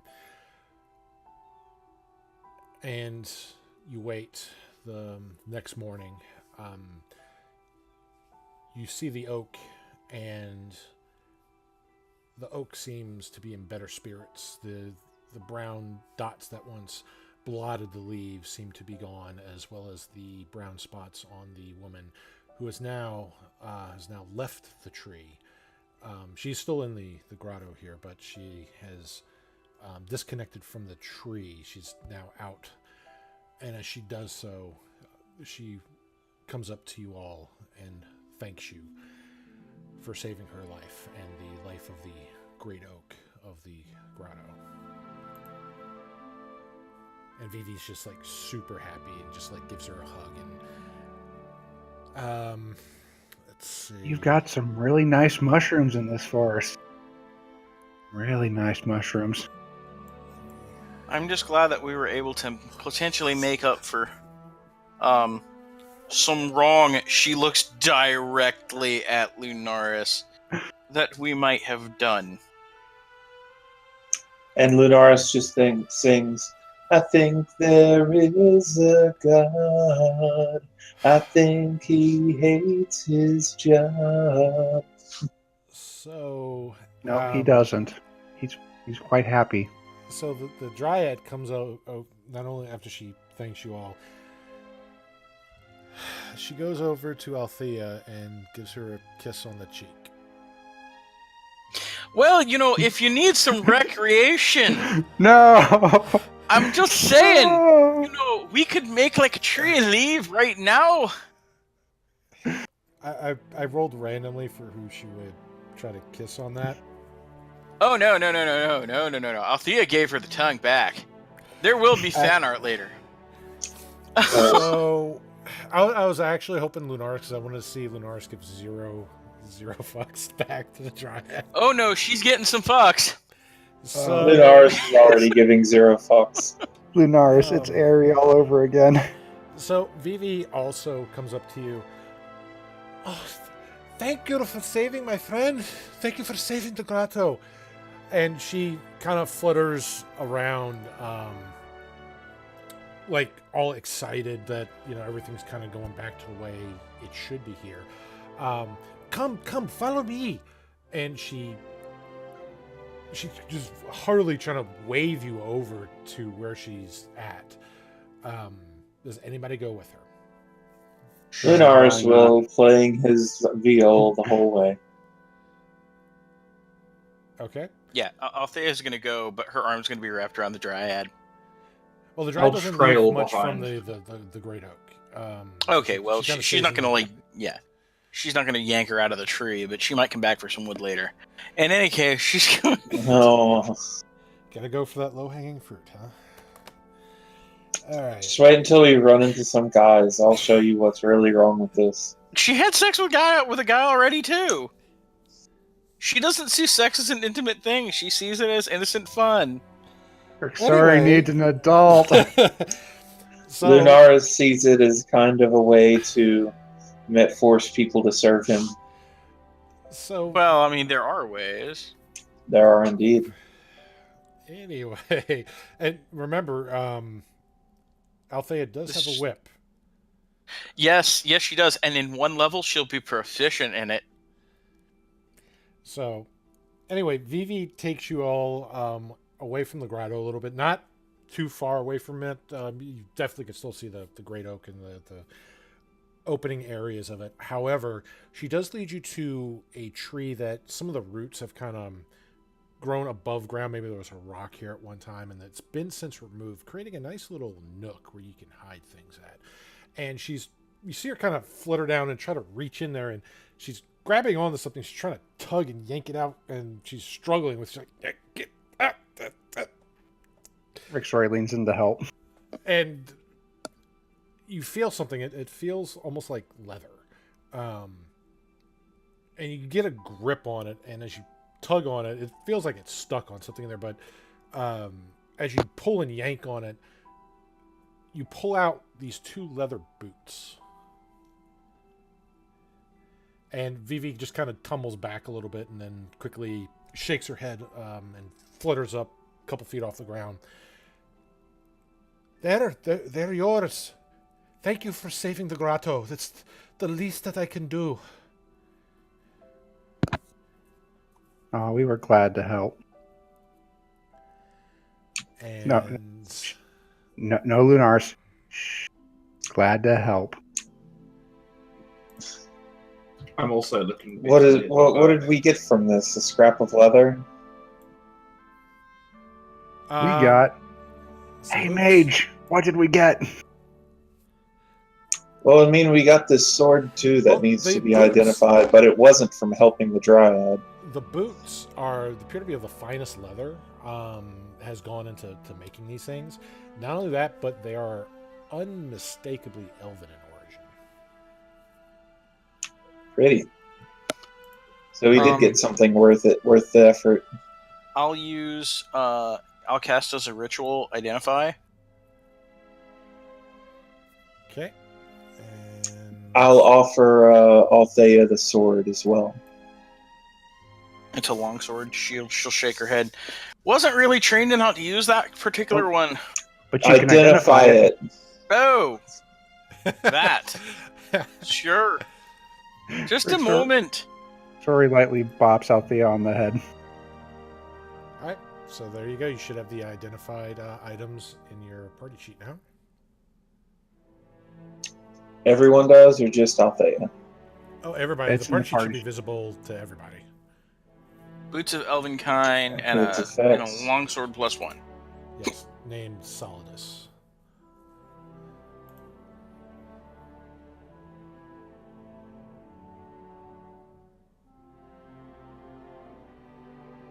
Now, Solidus does do a little more than just the +1.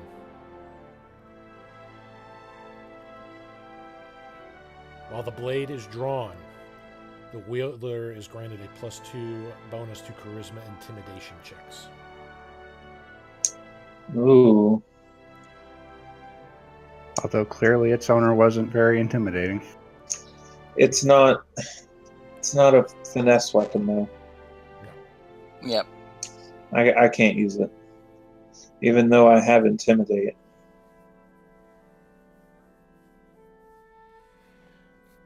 Well, Rick I Sorry tells dual you. wield short swords. I can't use it. Sorry tells you she was trained in how to fight with a sword. It's not the preferred weapons. Not nearly as scary or intimidating, but she knows how to use it. What about the boots of Elvenkind? Here, she's going to pretend to be stealthy for a moment. Well, I mean, Lunars has a good dex, but oh jeez. Lunars has a good dex, but he's not proficient in stealth. I'm not proficient either. Rixroy managed to step in the only wooden bucket in the entire forest that's, Illidan? a mile radius of your area. There's the only wooden bucket. Turns out big heavy armor kind of makes noise. Illidan, are you stealthy? No. I guess I'll take them. I mean, it'll give my +3 stealth a little more oomph if we actually need to sneak around. We can always sell it when we get to a town. Or that, I suppose.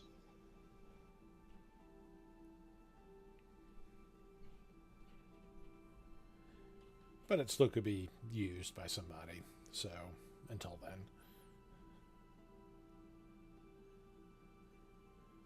I wonder if this will let me drag it down here. We thank you very much for your gift, Vivi. But we do need to be going, continuing our own travels. Before we leave, do you know anything about the city that fell? And she just kind of scratched her head. Nah, that castle in the clouds is not something we folk down here deal with. It didn't even land anywhere near here. But as you go back by the camp talking to her with that by the grotto, the dryad comes up to you and asks if you could help with something before you leave. That depends. Can you help us with something?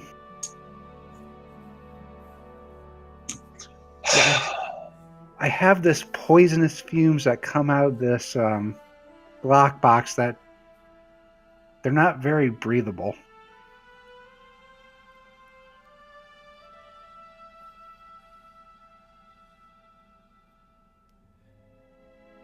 You happen to have any nature magic that might make poison slightly breathable?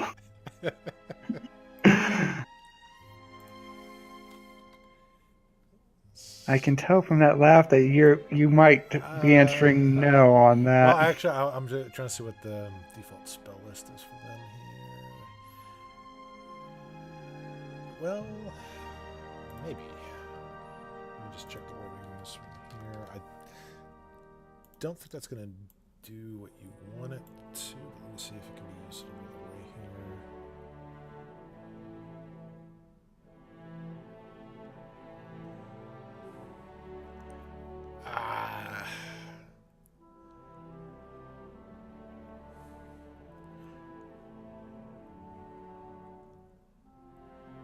Yeah, it's not going to be enough to clear out that much smoke. It's just a small puff of wind that you can make.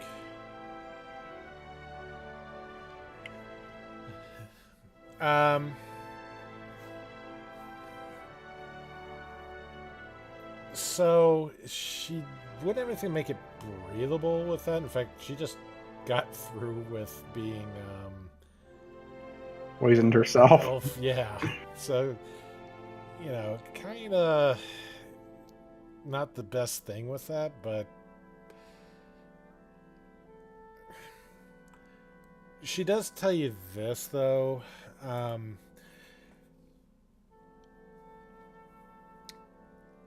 I believe the cause for my infection, the grotto's infection, the source may be found in a cave nearby.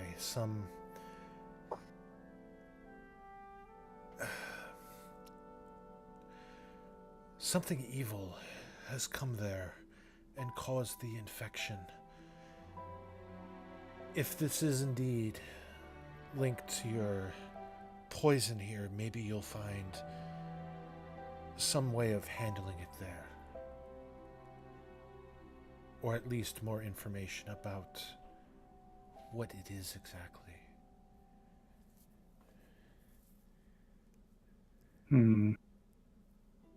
Well, thank you. But if you can find out about the cause of this corruption before it returns or infects another bit of the forest, I will be forever in your debt. However, I do need to warn you that there is a force in this forest that has turned to chaos, killing the woodland creatures. I don't know what this force is, but do be careful. It may find you before it is stopped.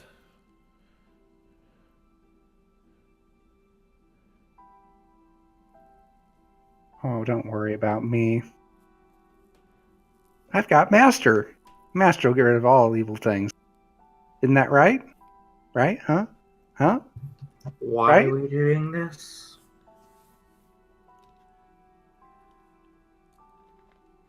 Well, the thing that the Dryad was asking you about was one, warning you about some force of the forest that has been corrupted and twisted into chaos and now has turned on the forest, killing the woodland creatures, and basically warns you that there's something really, really bad out there that does need to be stopped, but it may find you, so kind of, be warned on that. So she gives you a free warning. The other thing, though, that she was asking about is she felt through the grot of her connection with the area that the source of her infection came from a series of caverns. And if this is indeed linked to whatever is, in your box, because her infection did start after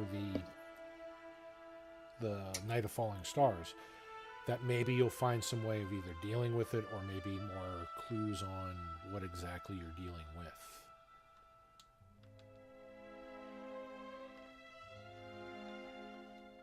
So you have kind of a choice to investigate more of the Skyrock or to continue your way on with the castle.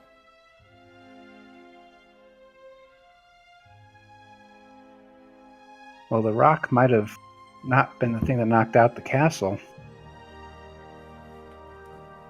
And the guards did ask us to look into the rock, and apparently this rock wasn't it. That's disappointing. It's a pretty rock, isn't it? I feel the task at hand would be to see the rock. We cannot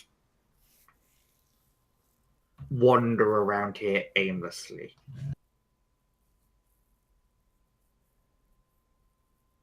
And whatever's in that chest is not only giving off that eerie heartbeat, but also is giving off that poison and is heavy, like it's made of precious metals or at least heavy ore. Which means if we can figure out how to get to it, it's worth money. The guys were talking money. about selling it, and they even had a possible potential person, because they said that sages pay handsomely for it and they may have known somebody, but they kind of got killed before you could. They mentioned a name, but I'm not sure if you guys. They all fell into the river. Nope. They all fell in the river. It was tragic. No, I mean, no, they're fine. They're fine, right, guys? And Totally the dog, fine. and the doggy's okay. He's gonna live to be cute. The doggy is going to a nice farm in the countryside where it will run and have other nice doggies to play with. Really? Sure.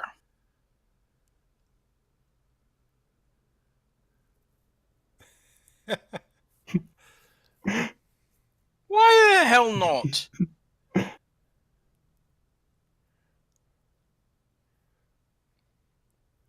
I don't. But there's no farms near here. It's a farm far away. That's why you'll never see the puppy again.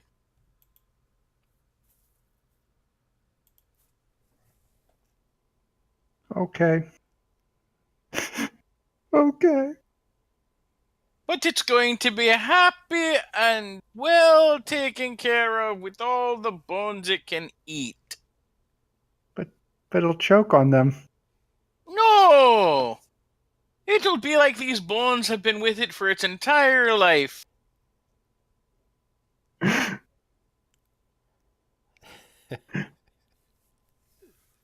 Okay. Almost like it's those bones were a part of it.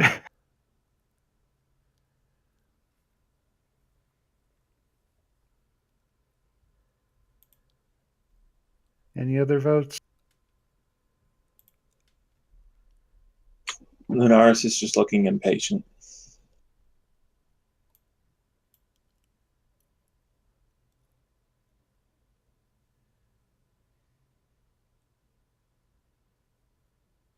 So take that you're going to check out the caverns? No, we were here to do something, and we've gotten constantly sidetracked. And I'm pretty sure this thing is worth a lot more than what we're going to find at that looted crash sky castle. How can you be sure? Because of the sheer amount of interest in this giant magical rock. Well, I mean, we already have the giant magical rock. Or, well, I'm assuming that's what's in the locker, right? Presumably. So yeah, we already have it. Why are we going to the caverns? Because the two are probably linked together. Oh, I missed the part where there was another one. Yeah, I guess, sure. Well, I mean, this one managed to... Because this is what they thought they found at the site with the two dead giants. And it corrupted all the forest stuff. And now this forest is getting corrupted too. So if we bring both of them together, we can corrupt all the forests, unless we get our own kingdom. No. What is your major malfunction? I mean, I don't think I'm malfunctioning. I think you are. I think you're just not seeing the big picture. I'm thinking that you're only seeing the dark side. I'm seeing the side that gets all of us the best we can get.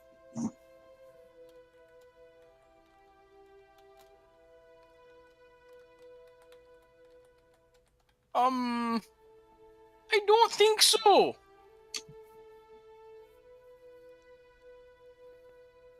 So what, you would destroy the stones? If they were evil and corrupting things, yes. And then we wouldn't get any money for them, like at all. We are not going to sell evil things that poison the land to people. Well, maybe we're going to have to do something about you. Oh, really now? I'm not the one who disobeyed our leader and stabbed someone through the neck. He insinuated that that was what he wanted. Besides, I went along with helping the Dryad. We saved the life. Mister, I'm going to sit here and complain just because I happen to accidentally find a stack of mushrooms. I still found them. That is true. I think we should be dealing with the rocks. Fine. But we're not destroying them. we can stop by. We can get the rock. We can put it into this box, and then we can go on to the castle. Once we find the rock, we will decide what to do with it.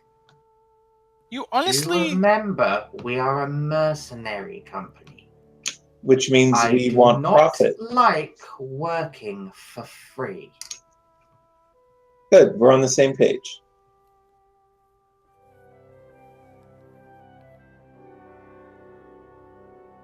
Althea just shakes her head.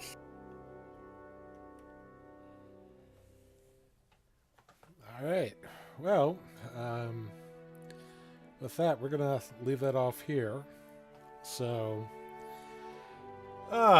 thank you, everybody, for watching the session today. And thank you, everybody, for coming. I hope everybody had a good time playing. Yep. All right. Well, Indeed. until next time, we'll continue our adventures off in Exandria and Tal'Dorei and see what mysteries about the Skyrocks unveil. Till then, happy gaming, everybody. Happy gaming. Bye.